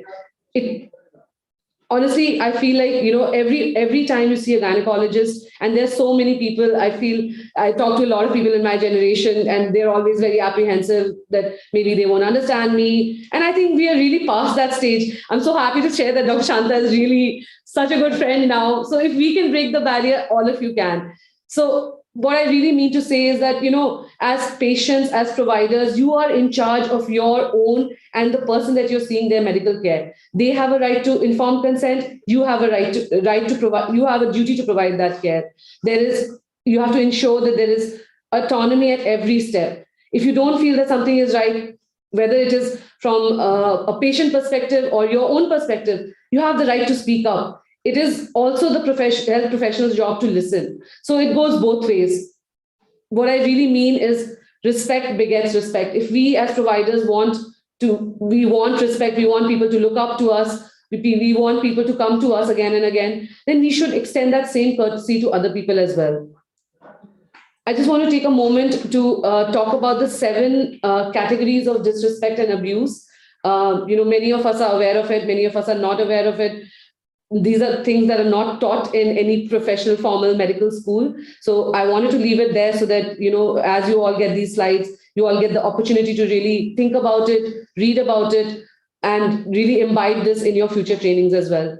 All these slides are watermarked as Foxy for all, Dheera always, So acknowledging that physical abuse, whether it is slapping, intimidating physically, is a form of disrespect and abuse. Whether it is even verbal abuse, non-consented care, shouting, screaming at the patient, telling them, "Tum dobara aa gayi, why have you come again? This is the second time, third time." That is also abuse. Sexual abuse, of course, an abuse of power, taking advantage of somebody who's come to you in a vulnerable situation. Those are all types of absolute abuse. And in India, we know even the latest NFHS 5 shows that about 30% of women are experiencing some form of abuse from their intimate partners. So abuse is real. We need to acknowledge that. We need to address it in all our aspects, all the areas of care that we provide, because it's the right of every woman to have freedom from harm and ill treatment. Stigma and discrimination. I think we'll talk a little bit more about stigma in the next few slides. But like I said, if you're 19 years old or 20 years old, Dr. Anna gave this great example of somebody who was very young and wanted to get an abortion. As a provider, it is not our place to judge them. It is not our place to see why they are seeking that care. It is our role and job to make sure that if they seek that care, they know what is right after that. They know that they have to use contraception. They know that they have to be safe from STI, HIV, and they know that they're not being coerced into any sort of relationship. Three new aspects of disrespect and abuse that WHO added to the respectful maternity care, which we would like to apply to the respectful abortion care also, are failure to meet professional standards of care. And these are really soft skills. I don't think any of us were taught in medical school. Even today, it's not really taught how you interact with people, what is the basic principles of right, what is basic principles of respect. Those are things that we need to emphasize in all of our day-to-day activities. Establishing the proper rapport between women and providers. Looking at health systems conditions and constraints. I mean, for example, in COVID, there have been serious constraints that have delayed access to care, which is why if you see MTP amendment really took into consideration humanitarian aspects. And the 20 to 24 weeks, the vulnerable women for whom MTP was extended included that category of women in pandemic, humanitarian, or any global crisis situation. So these forms of disrespect and abuse I wanted to put there because I wanted us all to be aware. Just by sometimes looking at things or talking about it, you actually are able to acknowledge your own biases and really understand that these are some things that you need to address. All right, next we'll watch a short video on Guide to Avoiding Stigmatizing Language.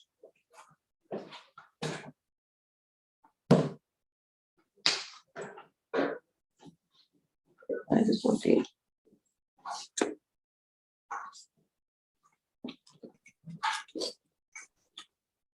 Just a minute. Sorry, just give me a minute.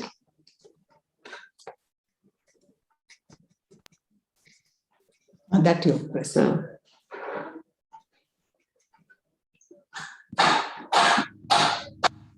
How to talk about abortion, Okay, a guide to right-based messaging. Abort a child is medically inaccurate as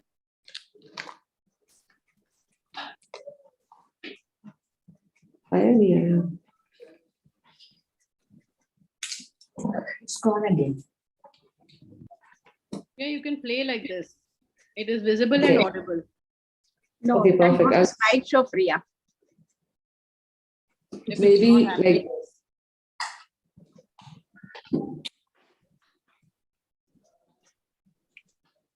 accurate as the fetus is not yet a child. Terminate a pregnancy is commonly used. However, some people prefer to avoid this as terminate may have negative connotations for some people. For example, terminator or assassinate. In some contexts, the word abortion can be perceived as negative. In these situations, it may be helpful to avoid the word completely and use termination of pregnancy instead. It is important to be legally accurate, and in India, abortion is legally permitted to the full extent of the law. However, in many parts of the country, the barriers to access may be so great that abortion is considered by many to be illegal due to conflations with other laws. Make sure that you share accurate information about the legal situation and make the circumstances under which abortions are legal clear. See the WHO Global Abortion Policies database for information accurate term to use understood outside of consensuous or yeah, they are. Let us look at some stigmatizing words and how to avoid them. Abortionist is a term used by those opposed to abortion. Healthcare provider is usually a more accurate term to use than abortion provider, as most of those providing abortion care also provide other health services. In India, they are also called RMPs or Registered Medical Practitioners. The preferred terms are medically accurate as the embryo or fetus is not a baby. When referring to the tissue examined following a surgical abortion, an appropriate term is products of conception. However, this term is only useful for materials focused on medical details of abortion, as it is not commonly used or understood outside of medical or scientific contexts. Conscientious or moral objector implies that those who do provide abortions are not conscientious individuals, which is incorrect. Refusal to services must be well founded. For example, sex selective abortion in India is illegal. This tends to suggest an act of wrongdoing, placing unwarranted blame on the woman and frames parenthood as punishment. The right to abortion should never be linked to how or why a woman becomes pregnant. Abortion is a woman's right and choice. Consider the classification of pregnancies into the categories unintended, unplanned, unwanted, or mistimed. The classification relies on a framework that assumes that pregnancy is, should be, or even can be a conscious decision.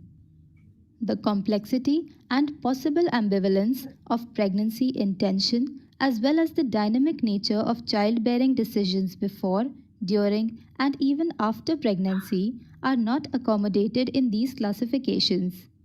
The suffix side denotes killing, which is not appropriate when describing abortion.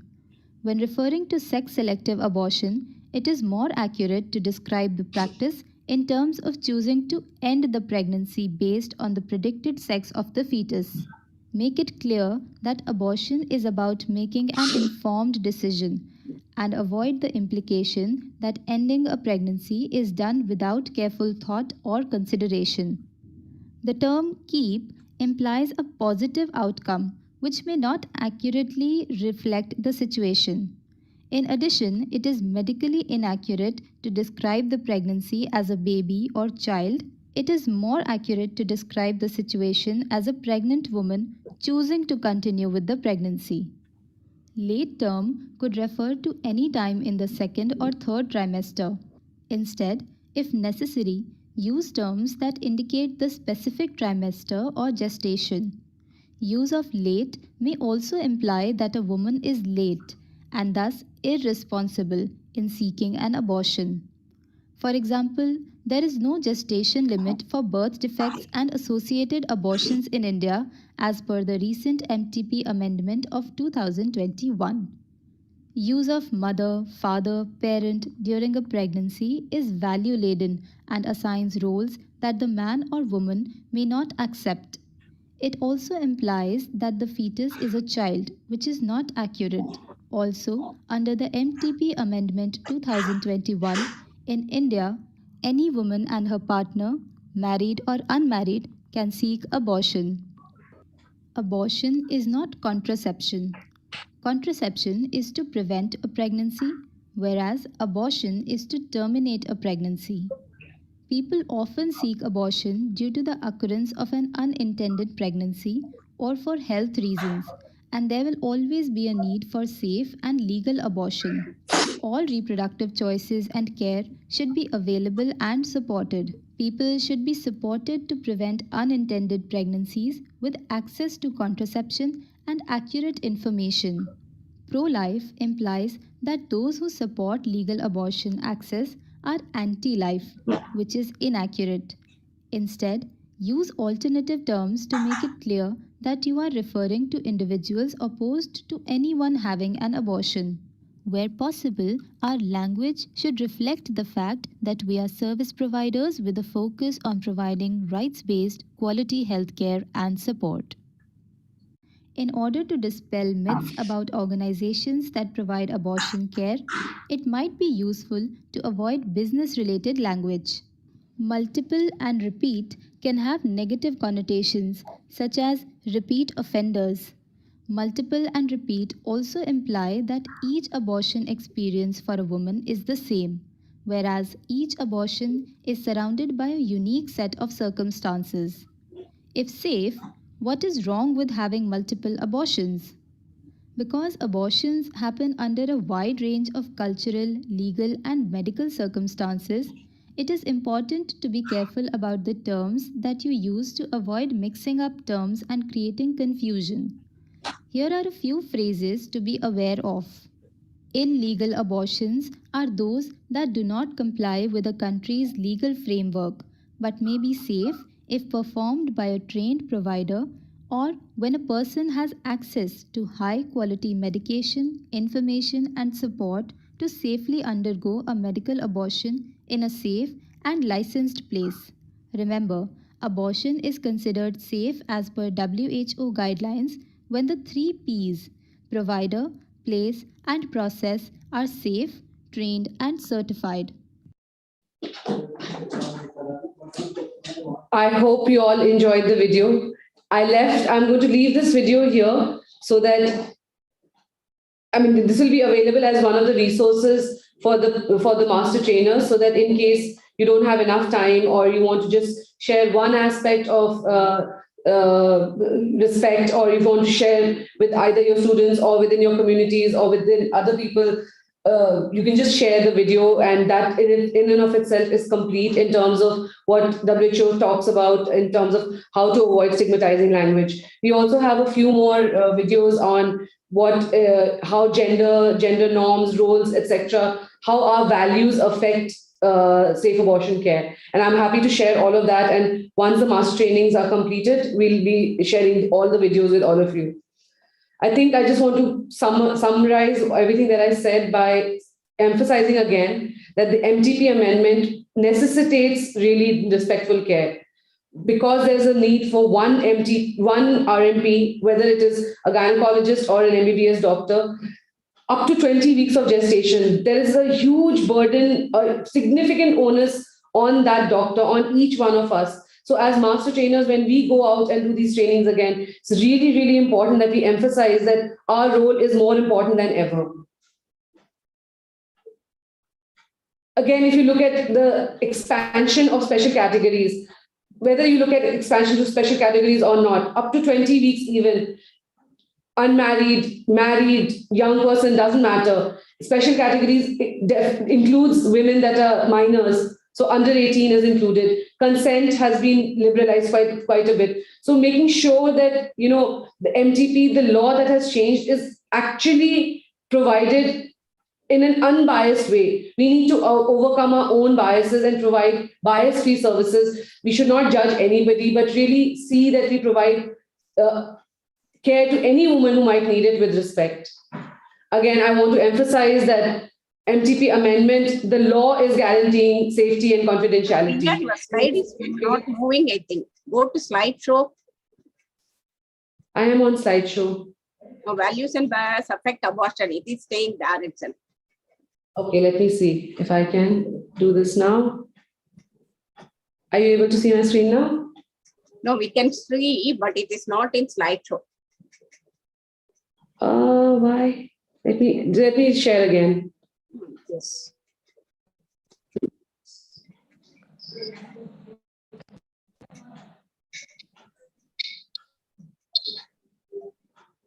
Are you able to see my screen now? We can, it says resources. but again, it's not in a slideshow. Make it slideshow. Slideshow, it's not in slideshow. I'm putting it on Even slideshow. otherwise, it's fine. You can go ahead. It will not waste time. All right. I'm just going to go ahead with this. I hope you can see. Yes, we can. Great. So basically, I just wanted to leave you all with resources that we've reiterated again and again. These are all available on srhr.org. Following the master training workshops, like I said, I'll share the videos that we have on stigmatizing language, on how gender affects our service provision and how we can address them. We also have a dedicated toolkit that has been developed again together with the regional office. It's called SAVOR. It is a 4-week module that trains people in how to effectively address their own biases. We did this with AOGD and we have 30 master trainers for that. If there is interest, we would be happy to take it up with Foxy as well. It goes into details of examining your own biases. So in one day, we look at media stories. On one day, we look at, we have games that we play. We also have online games for those that may be interested and you can participate in that. I'm just going to play this video on SAVOR to show you all what the module is, and that's the end of my presentation.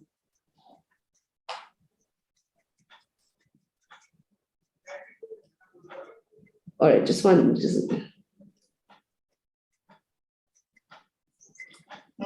No woman should die due to an unsafe abortion. And when abortion is provided, it should be given in a legal and evidence-based manner with quality, safety, dignity, and respect.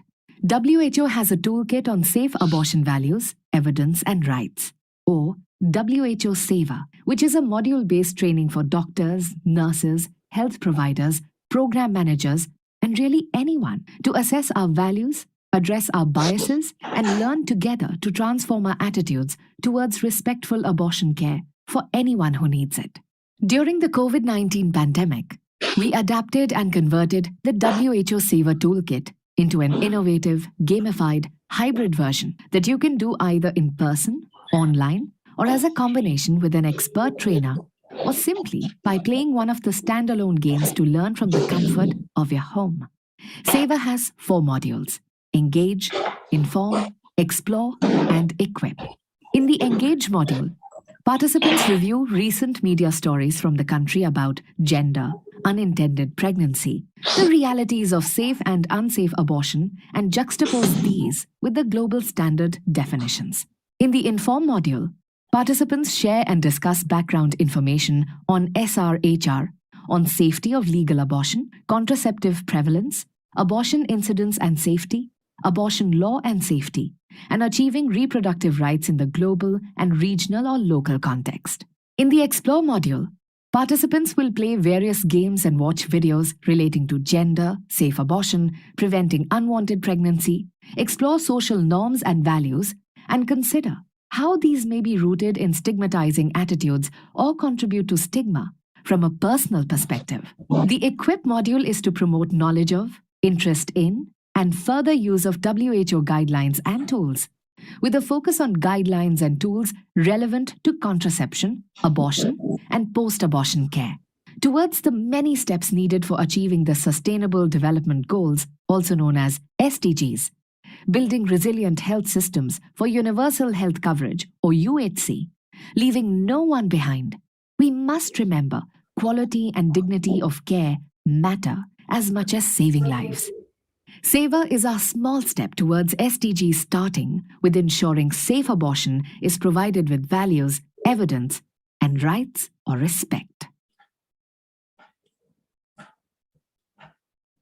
That's all from me. That's my presentation. I will share it with everybody. We all know that in India, abortion is legal. Let's move from safety to respect. I'll take any questions that may be there. Yes, Dr. Priya, safety to respect is very, very important. Safety, dignity, and confidentiality. That you have made it very, very clear. You have 3 questions, I think. One of them have asked, the adolescent girl comes for termination alone. If any conflict application, whom to contact? The mandate for consent is quite liberal now. I think, within the ambit of the rules, if you see, there is a provision for the provider themselves to provide the consent, but I will share the document once the meeting is over so that you know what the actual law and the rules state. And another one question, Dr. Priya, how do we handle the situation that is with the POCSO Act and the adolescent girl coming for MTP and the girls meet the stress with the police information? So how to meet this? I feel like you all are better positioned to answer provider-based questions. As WHO, we can tell you what the law should be, what should be the right thing. But these are more, I think, as providers, as experts really in the field, you know how to manage these situations. I think more than anything, compassionate care and understanding where the other person is coming from and trying to understand what their barriers are is more important in this case. But as per POCSO Act, the police information is very, very important, less than 18 years, that we have to manage. Yes, sir. And with the newer amendment, do they have any indications, extra indications they have asked? As far as I know, there is no extra indication. I think only the duration has been extended. 20 weeks, one, and 24 weeks, two doctors, and the board with other. Other than that, I think there is no special indications. Thank you. Had a wonderful talk. One question, ma'am. Ma'am, one question. Yes, Dr. One question. Yes, if a adolescent girl come alone for the MTP, then what can we do? No, for adolescent girls, you have to get the consent with some. We should ask her to bring some parents or somebody. You cannot proceed with alone. You cannot proceed with that. Somebody should come accompany. Otherwise, a child welfare association is also there. So we should tell her ki must bring your parents or anyone. Anyone, whoever is going to. I do want to, if I can highlight, ma'am, as per the new MTP. Yes, ma'am. So as per the new MTP rules, the person who can provide the consent or the guardian has been quite flexible. So you can advise them to get anybody who's over 18. It could be a friend. It does not have to be a parent or somebody that they might be scared of. They can bring any friend or anybody who is legally eligible to provide that consent. That amount of flexibility is there in the new rules. Yes, they should. And if she will come with their boyfriend, then? In fact, I might add over here, someone who is trusted is what is it is also important question. If she will come with the boyfriend, then what are this? And that is still their choice. No, and if she comes with a boyfriend who's over 18, I think again he is free to give consent on her behalf. So so far there is no such barrier that somebody. I mean, of course, I do want to assure that there might be some issues of conflation with POCSO, which is looking at younger sexual act for under 18, but that is something that the ministry and WHO is taking up very proactively now to make sure that those conflations with MTP are not there. But in any case, with the new MTP amendment, MTP overrides all other POCSO, PCP, NDT, etc. MTP providing safe abortion care actually overrides other laws for now. Okay, thank you, ma'am. Thank you, Dr. Priya. Thank you, Sampat Kumari, ma'am. Sampat Kumari, madam, is Chief and HOD, Muthu Kumaran Medical College and Research Institute, Chennai. She is FOXY Vice President-elect 2022. Thank you so much, ma'am. Can we continue with our next talk by Dr. Vatsala is here? Yeah, she's here. Aruna, we can start with Vatsala, please. Thank you. Sorry for the disturbance in between. I'll just share my slides. So since I had started talking, so I will just take it from here. That pre-abortion assessment and counseling is very important. And because you have to take a detailed history, examination, and do the lab investigations as required to make a decision regarding her period of gestation, what method of abortion you're going to use, and accordingly counsel the woman, and also your post-abortion contraceptive choice may be influenced. So pre-abortion assessment is very important. And we need to understand that there may be certain contraindications for medical abortion, which we already went through. So again, for all of us, we know like we can do the period of estimation of the period of gestation by the LMP and by doing a physical examination or a pelvic examination. But if the periods are irregular or an examination, the uterus is more or less than the period of gestation by her LMP, or we're suspecting ectopic pregnancy or something, then we need to do an ultrasound. Otherwise, clinical examination is sufficient. As far as pre-abortion investigations, no investigation is a must. So you cannot refuse abortion services on the basis of that, but it is a good idea to do a hemoglobin, RH status of the woman, and if she's not RH immunized, give anti-D because it's going to affect her future reproductive outcome. Take the opportunity for HIV counseling and testing and screening for STI, especially when you're doing a pelvic examination and other tests required depending upon her medical history. So pre-abortion counseling is important. We need to understand why, talk to the woman for the reason for terminating, understand her thoughts, tell her that abortion is safe, help her make her mind whether she really wants an abortion, and tell her the importance that it should be provided by a trained provider so it to be safe.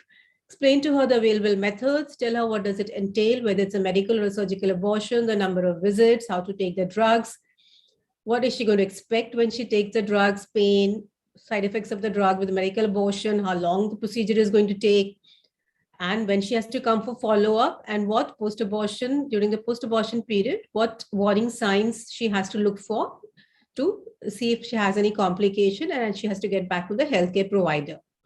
Very important to emphasize that she has to use some contraceptive method after abortion because she can get pregnant as early as 2 weeks after the abortion. Again, important for documentation. And also to tell her that if the abortion fails, or if she stops the process in between, there's a risk of fetal anomaly because Mesoprestol is a teratogenic drug.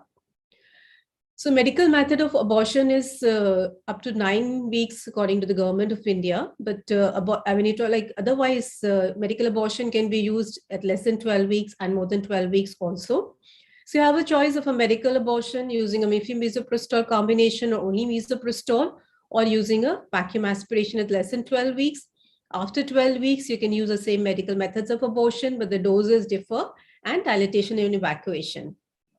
So there is a choice of 2 methods for her.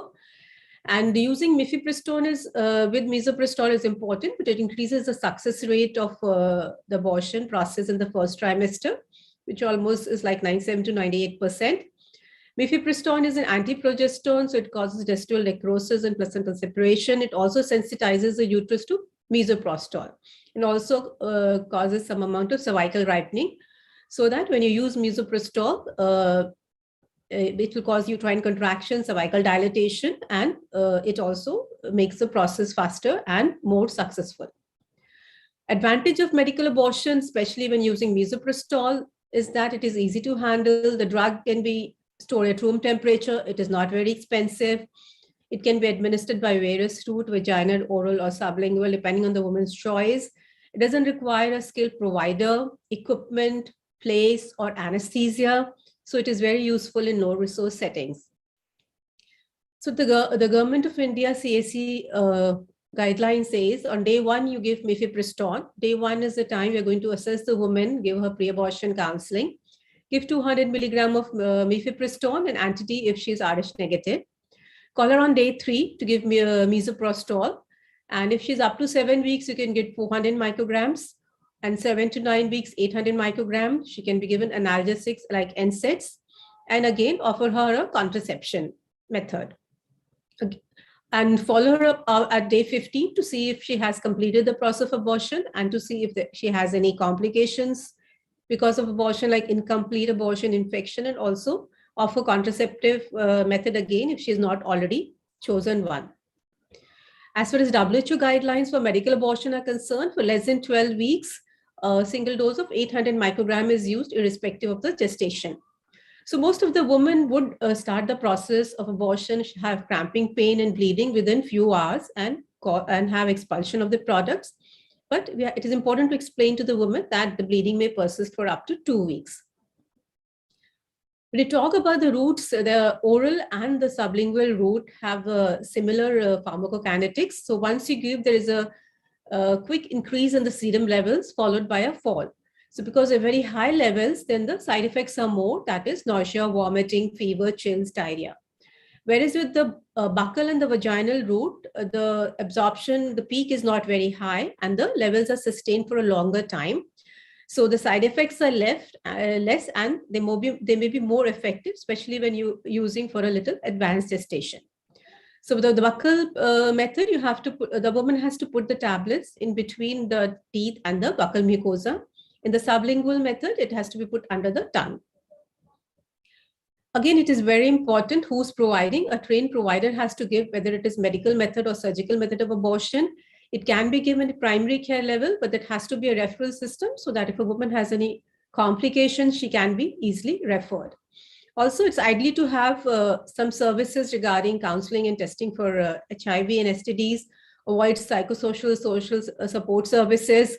If the woman is anemic, treat anemia and give her pain medications and emotional support if she requires. A follow-up visit may be arranged after 2 weeks to see if the process is complete or if the woman has any complication, and to provide contraceptive counseling and services.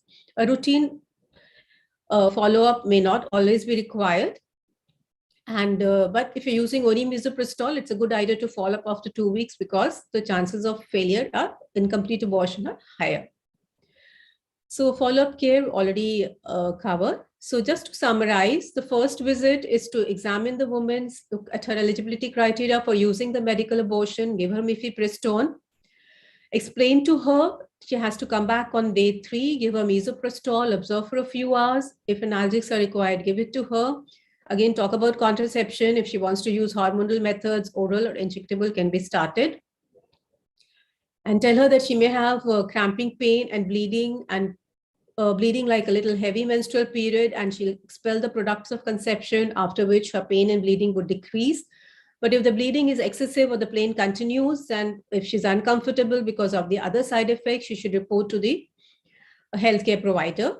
And again, a desirable is a third visit at day 15 to see if she's completely expelled for any complications and for post-abortion contraception care. Side effects we've already discussed. So if a woman comes back with failure or incomplete abortion, then when she comes on day 15 of visit, or if she comes in between with some problems of excessive bleeding, if there's failure of medical method, we can offer her vacuum aspiration or a repeat dose of Mesoprestol. If it is incomplete, we can observe if the bleeding is not heavy, and on clinical examination, it looks that the uterus has resolved to its normal size, abortion is complete, you don't need to do anything, just observe. If the bleeding is heavy, it is a good idea to do a surgical method of evacuation, or if it is not heavy, then we can give a repeat Mesoprestol to complete the process. Similarly, if she comes with excessive bleeding, which we would explain to her as having bleeding so much so that she's soaking 2 large pads in 1 hour for 2 consecutive hours, she should report to the healthcare provider. If by the time she comes, the bleeding has decreased, we can observe. If the bleeding continues, examine her. The products may be lying in the cervical canal. We can do a quick digital evacuation. And if the bleeding settles, we can observe the woman and monitor her. But if she's continuing to bleed, if you have ultrasound, we can do it. And if there's small bits of tissue, not excessive bleeding, we can watch. If there are products and she's bleeding heavily, better to do a surgical evacuation. Otherwise, we can give Mesoprestol to complete the evacuation process. And again, it is very important that we do the recording and fill the forms properly. Then coming to the second method is a surgical method of abortion. In the first trimester, we use manual or electrical method, and it can be used up to 12 weeks. And for electrical method, you have a electric pump, which is used to create the negative pressure, and the suction cannula is attached to the pump through a tubing. It's a good idea to do a cervical priming before doing the surgical abortion because the cervix becomes softer and you don't have to dilate the cervix. The pain is less. Avoiding forceful dilatation of the cervix also decreases the risk of perforation. So cervical priming before a surgical abortion is a good idea. We can use mifepristone or Mesoprestol. Again, for pain management for surgical abortion, we can use non-pharmacological or pharmacological methods. It's important to provide psychological support, explain the woman every step in advance so she knows what to expect.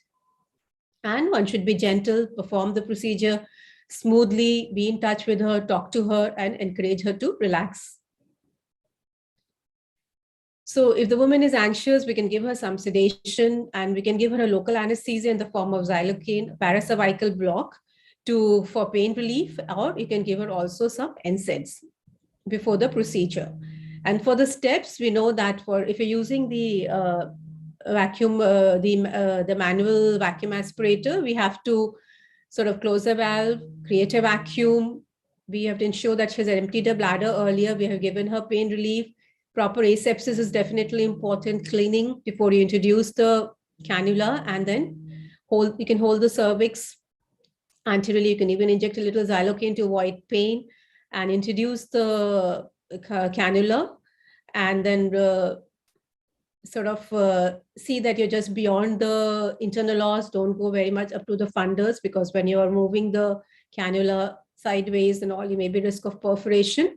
And then you just rotate the cannula from the gentle motion from one side to the other side, release the vacuum button so that you have negative pressure, and you can aspirate the contents. And after the process, you can just put the contents on a gauze piece and strain to see that you see villi, so that you show that you have removed the products. And if you don't find any villi, then you have to think either you have not completed the process or it may be an ectopic pregnancy. Again, we have to have a method of disinfecting the instruments and the equipment that we use using a chlorine solution, and then sterilizing them. Again, post-procedure pair-risk care is important, and give her pain relief, explain her what to expect.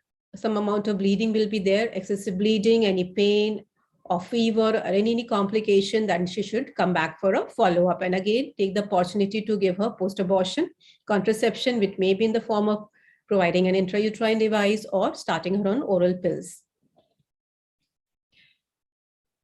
So in summary, we have made a lot of progress in providing access to safe abortion. Although the technology has not much changed in the last 2 decades after the introduction of medical methods of abortion, but what is important is that we are all learning to provide a comprehensive abortion care, a respectful abortion care with proper counseling to the woman, being supportive to the woman, and post-abortion care and contraceptive, giving post-abortion contraception. Thank you.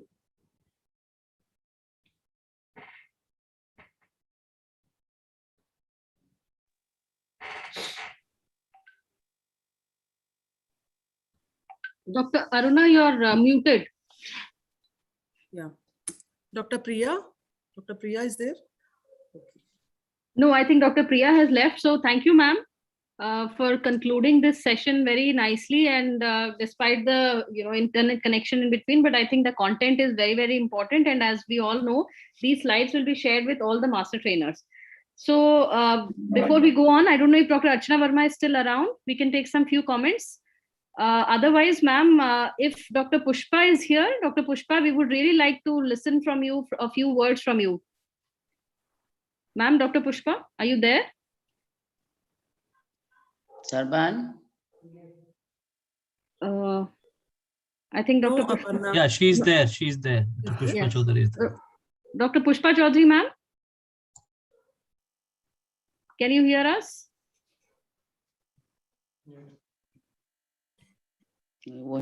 Or yeah. Okay. So maybe I think ma'am is not able to hear us. So thank you, Vatsala ma'am. And with that, we a question about the post-abortion, like contraception after medical abortion. Yeah. So as far as IUCD insertion is required, then you can, when on a follow-up visit, if you think the abortion is complete, you can put it. And for as far as hormonal contraception, you could give when you start with the abortion, with the medical abortion drugs, even on day 1 or day 3. So that is. Yeah. Thank you, ma'am. And I think Dr. Basab would be discussing that. Okay. Just one more question is there, how should the care in previous cesarean be? So in a first trimester abortion, do you think there's any change in care, or what you? So like I said, it is always a good idea to use cervical priming, because I use cervical priming in 100% of my cases, especially with previous scar, because that makes the cervix soft, and by the time you start the process of VA, if you're doing a surgical abortion, the os is open and evacuation is very easy, and you're not forcing the suction cannula in, so risk of perforation decreases. As far as medical abortion is concerned, you can give medical abortion in the same dose in the first trimester. There is no contraindication if a patient has a previous cesarean section.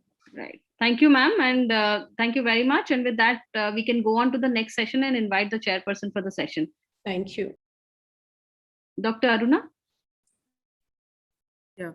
Thank you, Dr. Vatsala, ma'am. And the next topic is by Dr. Basab Mukherjee, Vice President Foxy.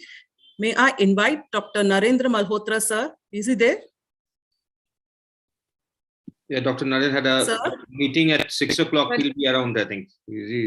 Okay. Okay. Can we have the CV slide of Dr. Basab Mukherjee?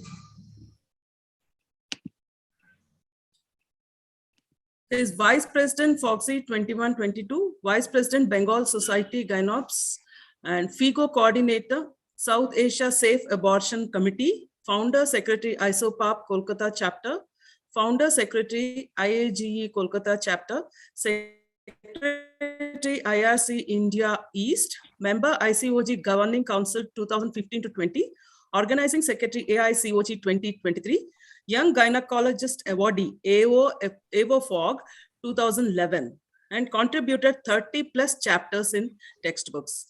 Welcome, Dr. Basab Mukherjee. Please take over. Thank you, Dr. Aruna. Just started screen sharing, just a minute. Yeah. Thank you very much. Thank you very much. First, a big thanks to Dr. Kiyaparna Sharma from Foxy, Dr. Priya Khanna from WHO for making these lovely slides, which we are going through and which our master trainers will have the fortune of using them during the training sessions in the future. So this is the module 3B. It's on pre and post-abortion family planning counseling and leveraging technology for referrals and online consultations.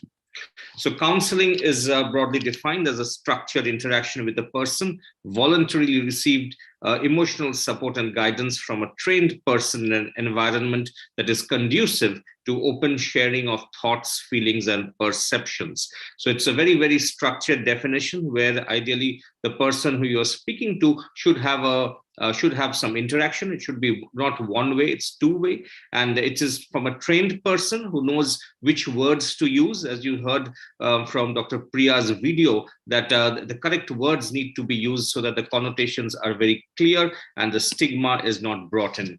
Pre and post-abortion counseling, we have heard time and again in this training session that counseling forms a very integral part of the abortion process. And one of it is before the choice of an abortion, one is after the abortion process. And of course, one of the important components there is for a contraception to be adopted or a contraception to be considered.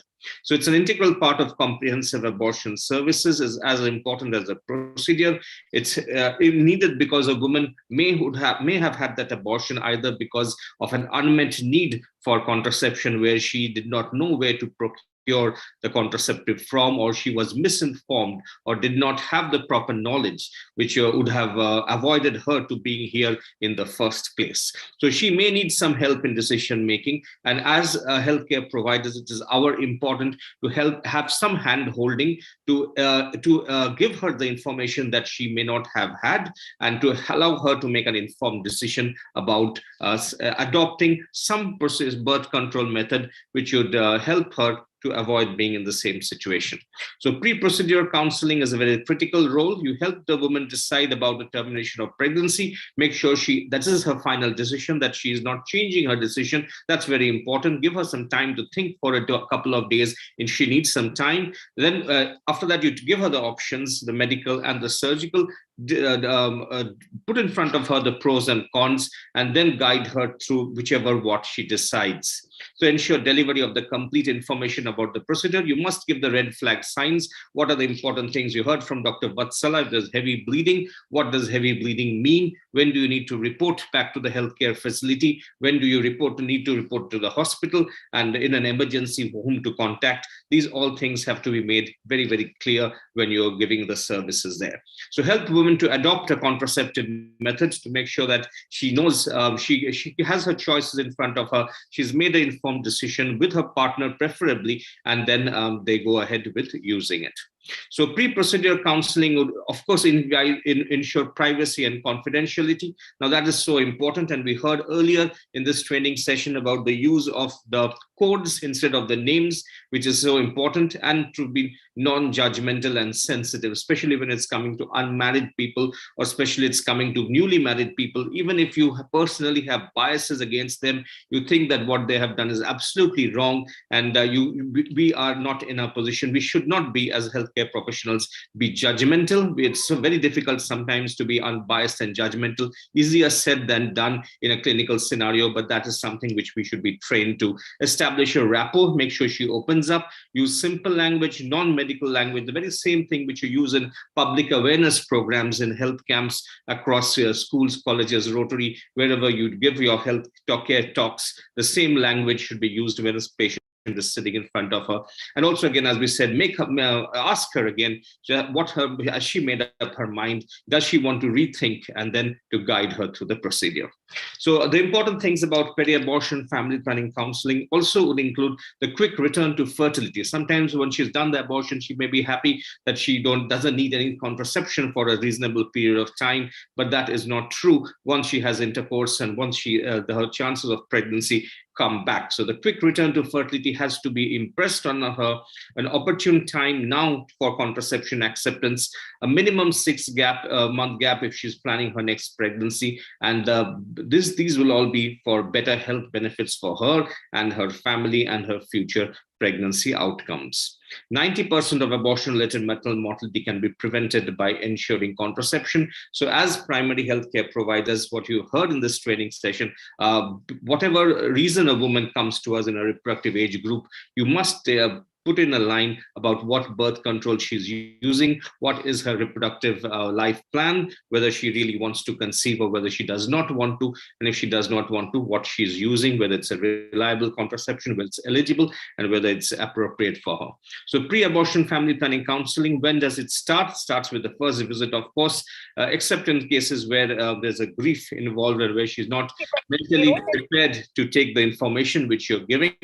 And what to counsel, as you said, the return of fertility is important. So the decision for a contraception needs to be made very early, possibly even at the first visit. Help her with the choices, method-specific counseling. You need to check her eligibility. If she has some medical diseases, then you go to the WHO MEC to find out whether something is appropriate for her.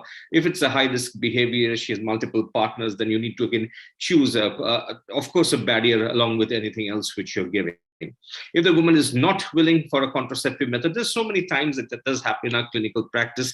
Even after your best of efforts, you know that what you're talking to her is in her best interest, but she does not want to use a contraception, doesn't want to commit at that point of time. You, of course, need to go ahead with your MTP. It's not a if-but situation. You have to do what the services which is expected from you, and you have done your counseling, which is also the service. It is up to her to choose. You can't force her, no coercion at any point of time, but you need to guide her through the process.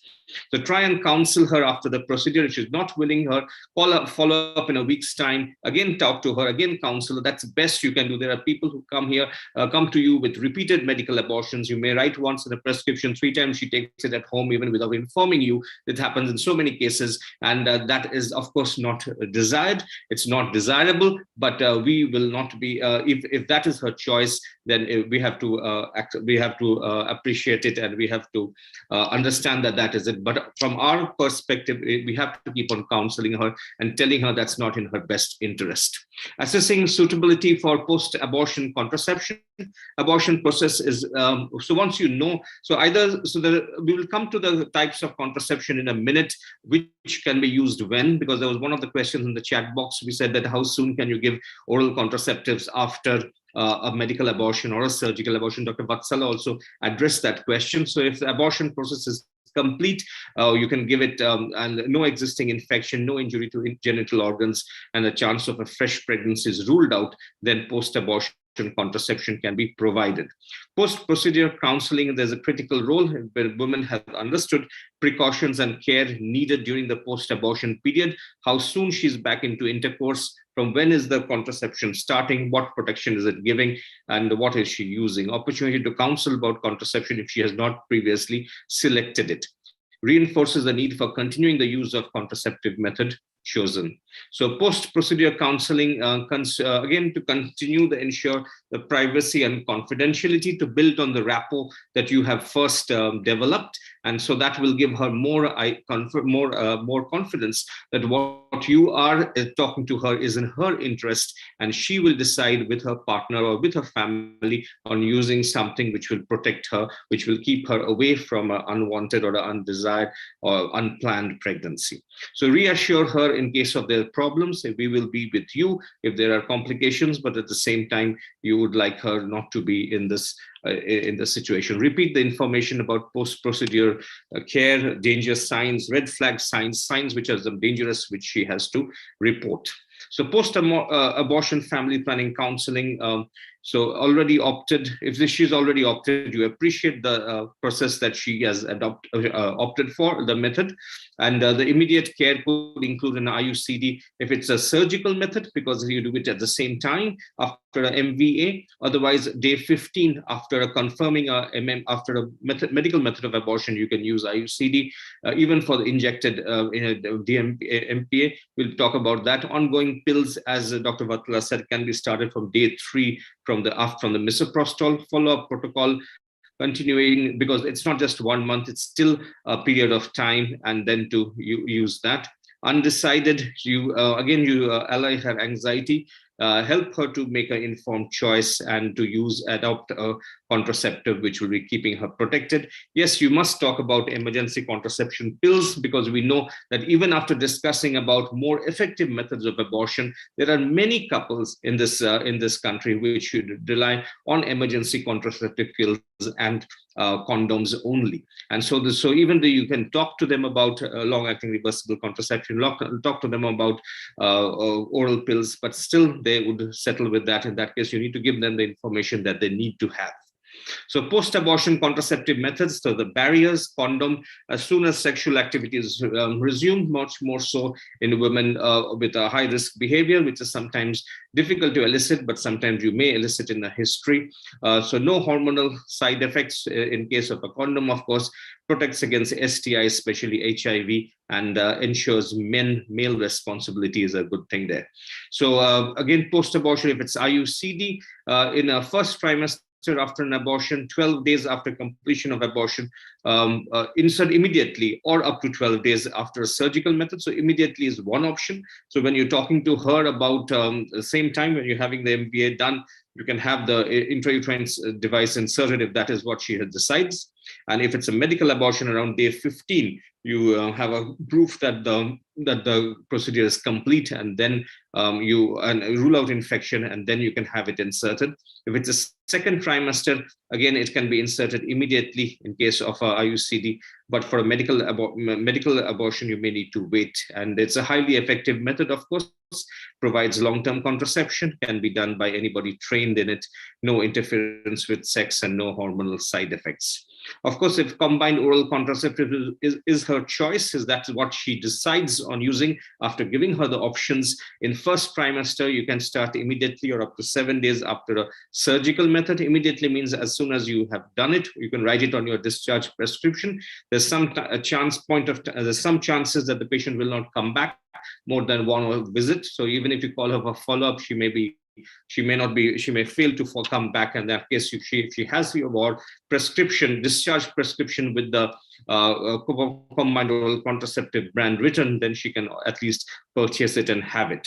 So with MMA, it can start on day 3, as we mentioned, with the dose of Mesoprestol, or within 15 days after the process has been complete. But day 3, again, you write it in the prescription. In that case, even if she doesn't come back to you, she has it with her and she can use it immediately or up to 7 days after abortion in case of a second trimester. Regulates menstrual cycles, several additional non-hormonal benefits of combined oral contraceptive pills, which we don't want to go in now. Coming to injectables, medroxyprogesterone acetate, DMPA, how soon can you use it? That's a good question. So immediately or up to 7 days after an abortion, if it's a surgical method, and if it's a medical method, you can start it on day 3 on the dose of Mesoprestol. So injection every 3 months. We know that you have the subcute, which again you can use every 3 months. That also we know the DMPA SC, but it all again they must understand the unscheduled bleeding, which is something which a lot of people should appreciate. And they should also understand the delayed return to fertility, which are two things which are very specific of DMPA. And again, prolonged use, sometimes you may need to check on the not check on the BMD, but sometimes supplement with the calcium, which is not a recommendation, but sometimes when you give more than 4 or 5 injections when she is amenorrheic for a very long time. Permanent methods, female sterilization, vasectomy, yes, of course, at any point of time they can be done, can be performed after an abortion in the absence of any infection or severe blood loss, concurrently or up to 7 days. So you can do it at the same time if it's a first trimester or a second trimester or within 7 days. And vasectomy, of course, can be performed at any point of time. Very effective, but again, the counseling has to be done. The thought has to be done that into the healthcare provider to offer vasectomy when the woman is. So putting it all in one slide, this is what they have done. So day 3 after a medical method of abortion, just one, you'll get all the slides, so you don't need to take snapshots. But so COC, injectable, Centroman, which is our which is there in the basket of the public health basket, IUCD, and COC 3 or 15, IUCD definitely 15. That's for a medical method, MMA. So if it's a surgical method, vacuum aspiration, COC can be given very early, injectable, Centroman, IUCD, and the tubal ligation, all can be done very, very early. Sexual and reproductive health services, teleconsultation, another technology. Now, this is just to give a flavor to the end of this training session.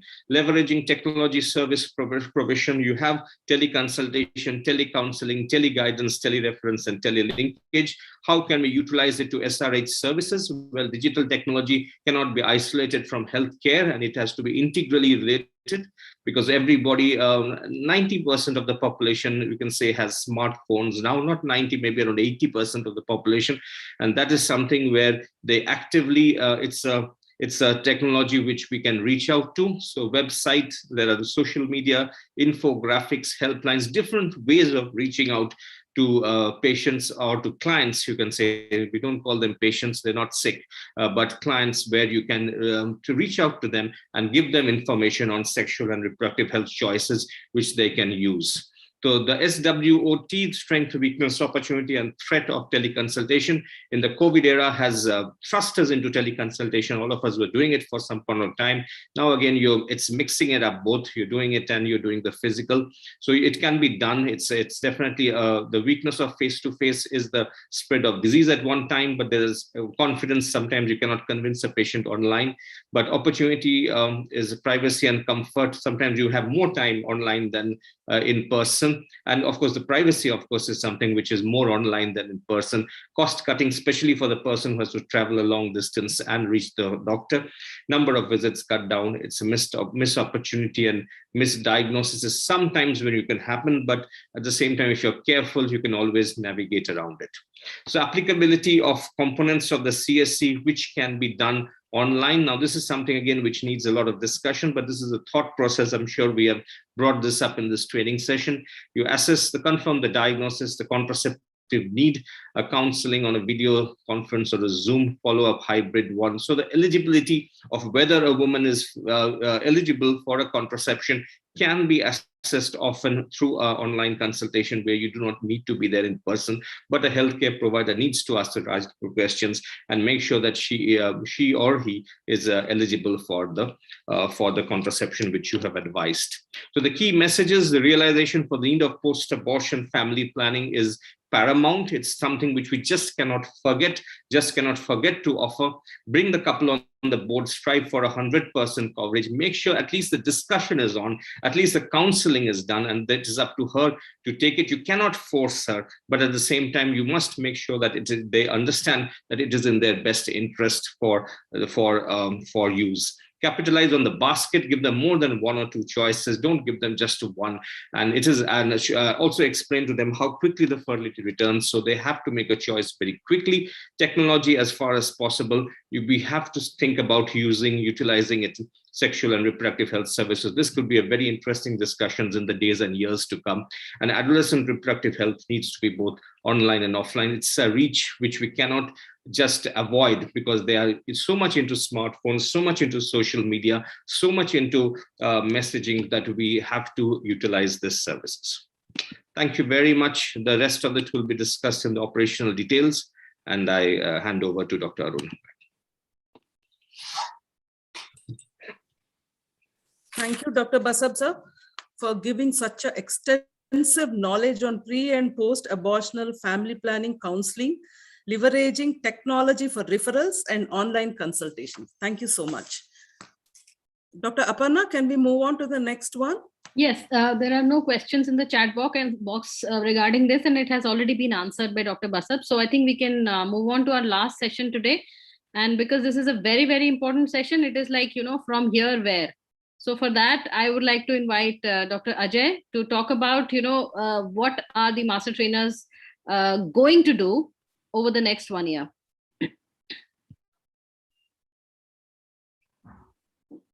So Dr. Aruna, can you introduce? Yeah. Mr. Ajay Bharadwaj, he is founder member of Avni Health Foundation and NGO. His 31 years of long professional career has focused on pursuing his life goals and spans contributions in the business sector, corporate management, marketing and sales, as well as in public health and development sector, impacting on the society at large. A strong professional providing leadership, strategic direction, and program implementation, management and monitoring support to several national flagship public health programs.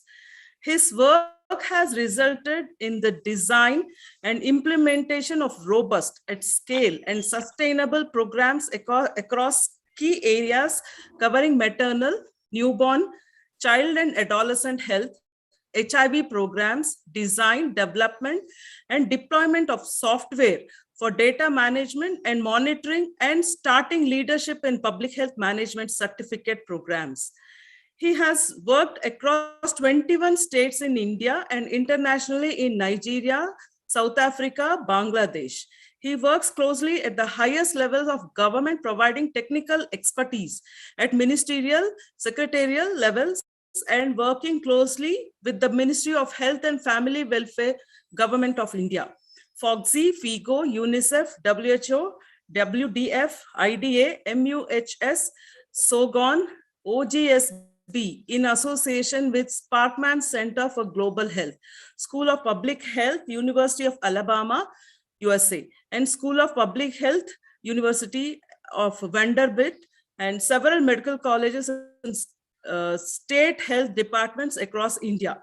A strong team player, he has successfully delivered and scaled up several programs like EMONG, GDM, PPIUCD, PPTCT, MDR, MNH, LPHM, ESS, Logic, Stillbirth, Dhira, RAC, to name a few. He continues to serve as a member of various national core groups and national technical committees, and participated as a judge in international public health settings. His work has been published in peer-reviewed journals and presented at various national and international levels. You have done too much of work, sir. Lot of satisfaction. Welcome you, sir. Welcome you. Thank you so much, Aruna. Thank you so much. Thank you very much, Shanta, for giving us and me this opportunity. Dr. Priya, it's been wonderful working with you and Dr. Aparna very closely, and trying to put this entire program together for the last couple of months, and the result each one of you have seen as of today.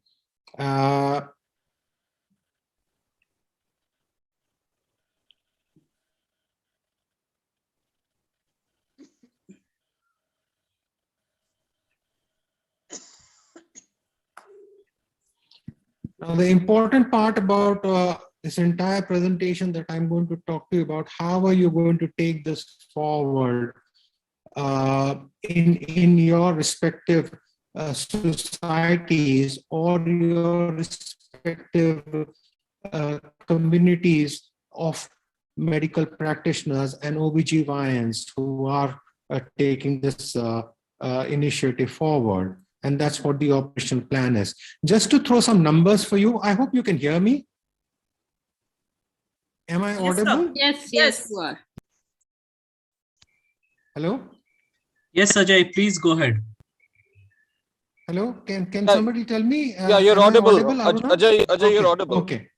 Okay. So we are trying to reach through this entire initiative 262 plus societies, about 37,000. Okay, thank you, Basa. Yeah, about 37,000 plus members and 500 master trainers, and almost about 90 of you are here, and the rest of you will be getting trained tomorrow and the after. Training session, how do we go about the training session? Each society is to hold an RAC online training program for your society and for your teams. You will be meeting all members of your society, and this will be completed between February and April 2022. The PPTs, which we talked about, some of you asked in the chat box as well, is ready and will be run by us to you. No changes, additions, deletions are allowed in the slides. You have to present them as is. You can introduce yourself verbally before starting a session. Do not add any slide text. Let us know. In every slide, we are putting down the email address, and that's the best way for us, for you all to correspond to us. I do understand that WhatsApp is also great, but many times you're not able to respond back to on WhatsApp. Email, we have a dedicated set of people who will be able to respond to you immediately. So once the date and time is fixed, let us know. Arrange your master trainers from your society who have been trained, and this list we will be constantly updating and sharing with you. Or if you don't know anyone or don't have anyone, we can allocate one for you from the national pool who are getting trained between the next 3 days. 2 trainers are expected to be completing the entire 5 topics. Running the training session, 1 national observer is going to be present during your training program. We are expecting that we adhere to the time which has been allocated for this session. I do know that today's session has run over terribly, but that is essentially because of a lot of inaugural related aspects, which I'm sure will not be happening when you take the project forward. Allow time for taking questions and have discussions, because I think that is what is critical. Ensure you keep informing that completion of registration, pre-test, post-test, and a feedback are mandatory to receive the REST certification. And you must have noticed at the end of each presentation, there was one slide, although we skipped it very fast in the interest of time, because they knew I'm going to talk about it, hammer it in several times and many more, much more forcefully.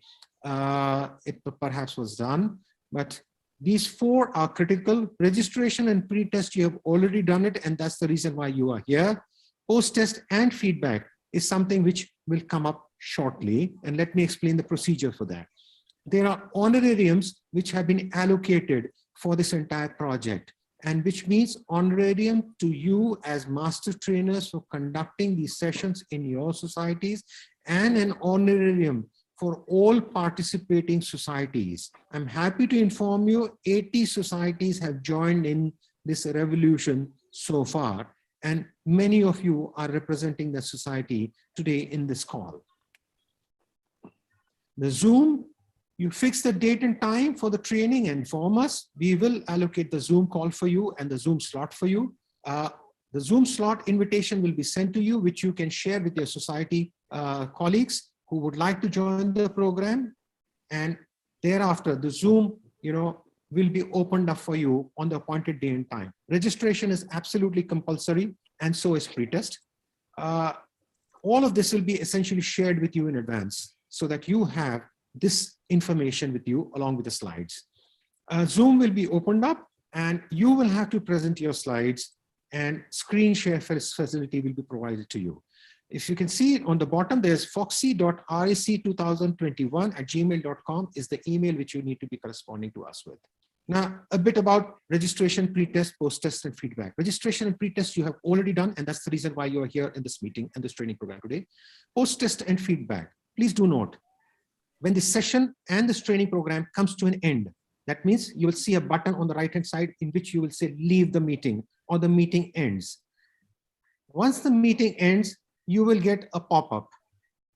This pop-up will come from Zoom.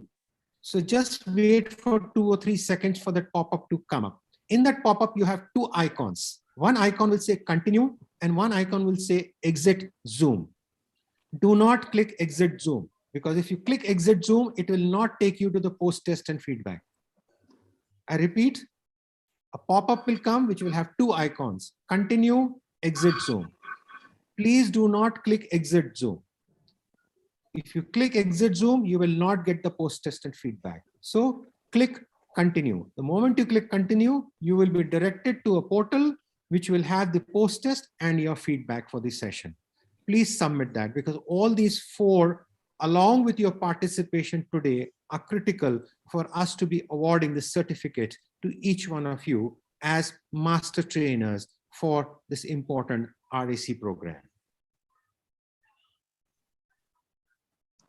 In India, abortion is legal. Needless to say, let us respect and make it safe for the women of our country. And this program and initiative has been brought to you through the joint initiative of FOXI and WHO. With that, I come to my end of my chat here. If there are any questions on the operational bit, please feel free to ask now or send us an email. Thank you, Aparna. You can take over. Thank you, Dr. Ajay. Thank you so much. And I think that's been very, very clearly stated. I'm sure there'll not be much of confusion, but as Dr. Ajay said, if there are any confusion, please do mail it to us. So it is very important that we take it forward from here and don't end this thing here today. So it all depends on you. So before I go on and before we finish this session, I would like to invite Dr. Pushpa Chaudhary ma'am from WHO country office to conclude and also give her comments. Dr. Pushpa Chaudhary ma'am, we'd like to welcome you. Thank you, Aparna, for successfully conducting this first session today. And I'm really glad that we have got commitment from the FOXians and the great leadership of Dr. Shanta. Respectful abortion care, as you know, this word seems new, but basically it's the sort of link to respectful maternity care as a continuum of care. Whenever women comes to health facility for any services, women needs to be treated with dignity and treated respectfully, because this is something lacking. And if it happens, then women may not come to the health facility for seeking services.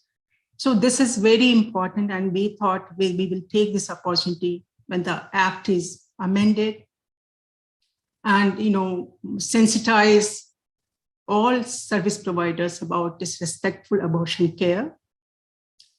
As you all know, amendment of Act is not enough. We had Act for 50 years, but the problem was not solved.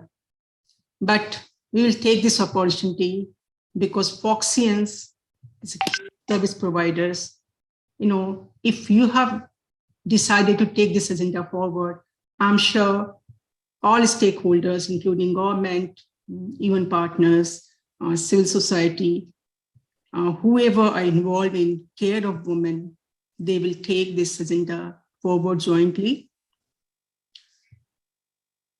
We must not forget about that particular group, who may not have that easy access to a specialist, the vulnerable group, marginalized women, and a huge cohort of adolescents who for various reasons are often see a lot of barriers when they seek this sort of services.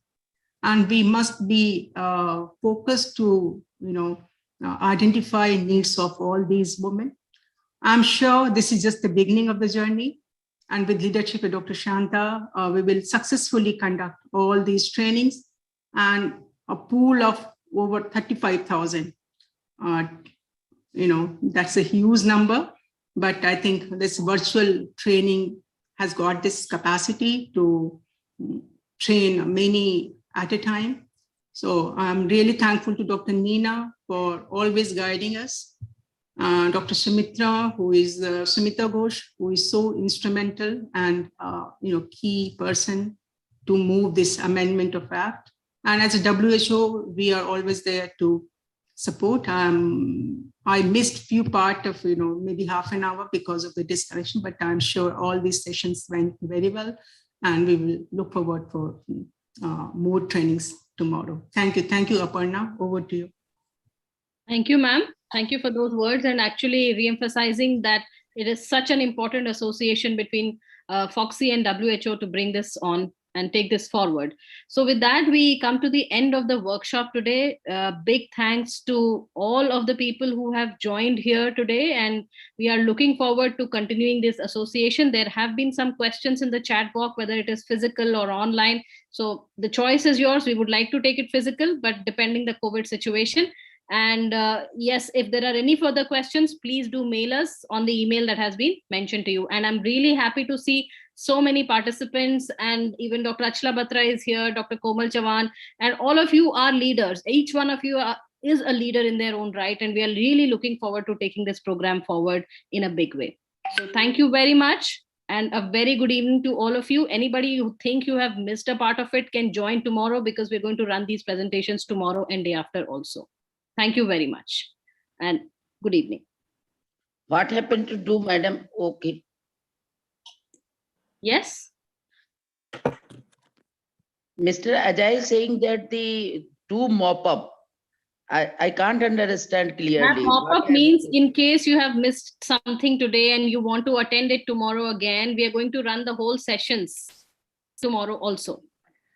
In case you have missed any presentations, you have any confusion, you can join in tomorrow and ask your doubts. That's not a problem. No, but Aparna, they'll have to re-register. Yes, you will have to re-register. Yes, yes. So again, the mail is important. So the mail ID is important. Whatever kind of queries you have, please put into the mail ID which has been shared by Dr. Ajay, and we'll be able to respond to you. Please show madam again. Mail ID. I think Neelam madam is asking regarding the pop-ups that will come up for the post-test. Oh, the pop-up. When you close the meeting, after the meeting ends, something will come on your screen. That something will tell you two things. One, it will say continue. One, it will say exit Zoom. So do not click on exit Zoom. Say click continue. When you click continue, you will be directed to the post-test and the feedback, which you can submit, and you're good to go. Okay. And Aparna, just to clarify, although you mentioned people want to take it offline and in person is fine so long as COVID protocols are maintained. From a program point of view, that is absolutely being discouraged at this point in time, because we are not taking ownership, and neither the funding is going to allow us to carry any kind of in-person program. So unless it is an absolute exceptional circumstances that you have to do a in-person, please reach out to us and we'll guide you through that whole process, because we do not want a situation where we become responsible and liable at the national level in any which way for any kind of COVID related issues going forward. All of you, please do not also worry if you do not get that pop up, you do not get thing on the screen. Okay. I'm assuring you, all of you who are participating here, we will be sending you an email after 3 days, after we see who has submitted, who has not submitted. So only email will go to who has not submitted, in an effort to give you an opportunity to submit that, so that you become eligible for your certification, having spent so much of time already understanding this whole process. Okay. Please do not get worried on that, and send us an email on foxy.ractraining2021@gmail.com, and our response time is going to be very quick. Thank you. Rekha, there will be no pop-up because you're still in the meeting. Yeah, when you leave the meeting is when you'll get the pop-up. Okay. So you leave the meeting and you'll get the pop-up. So thank you very much. We can close the meeting, Aparna, if there are no Yes. further questions, and Okay, let people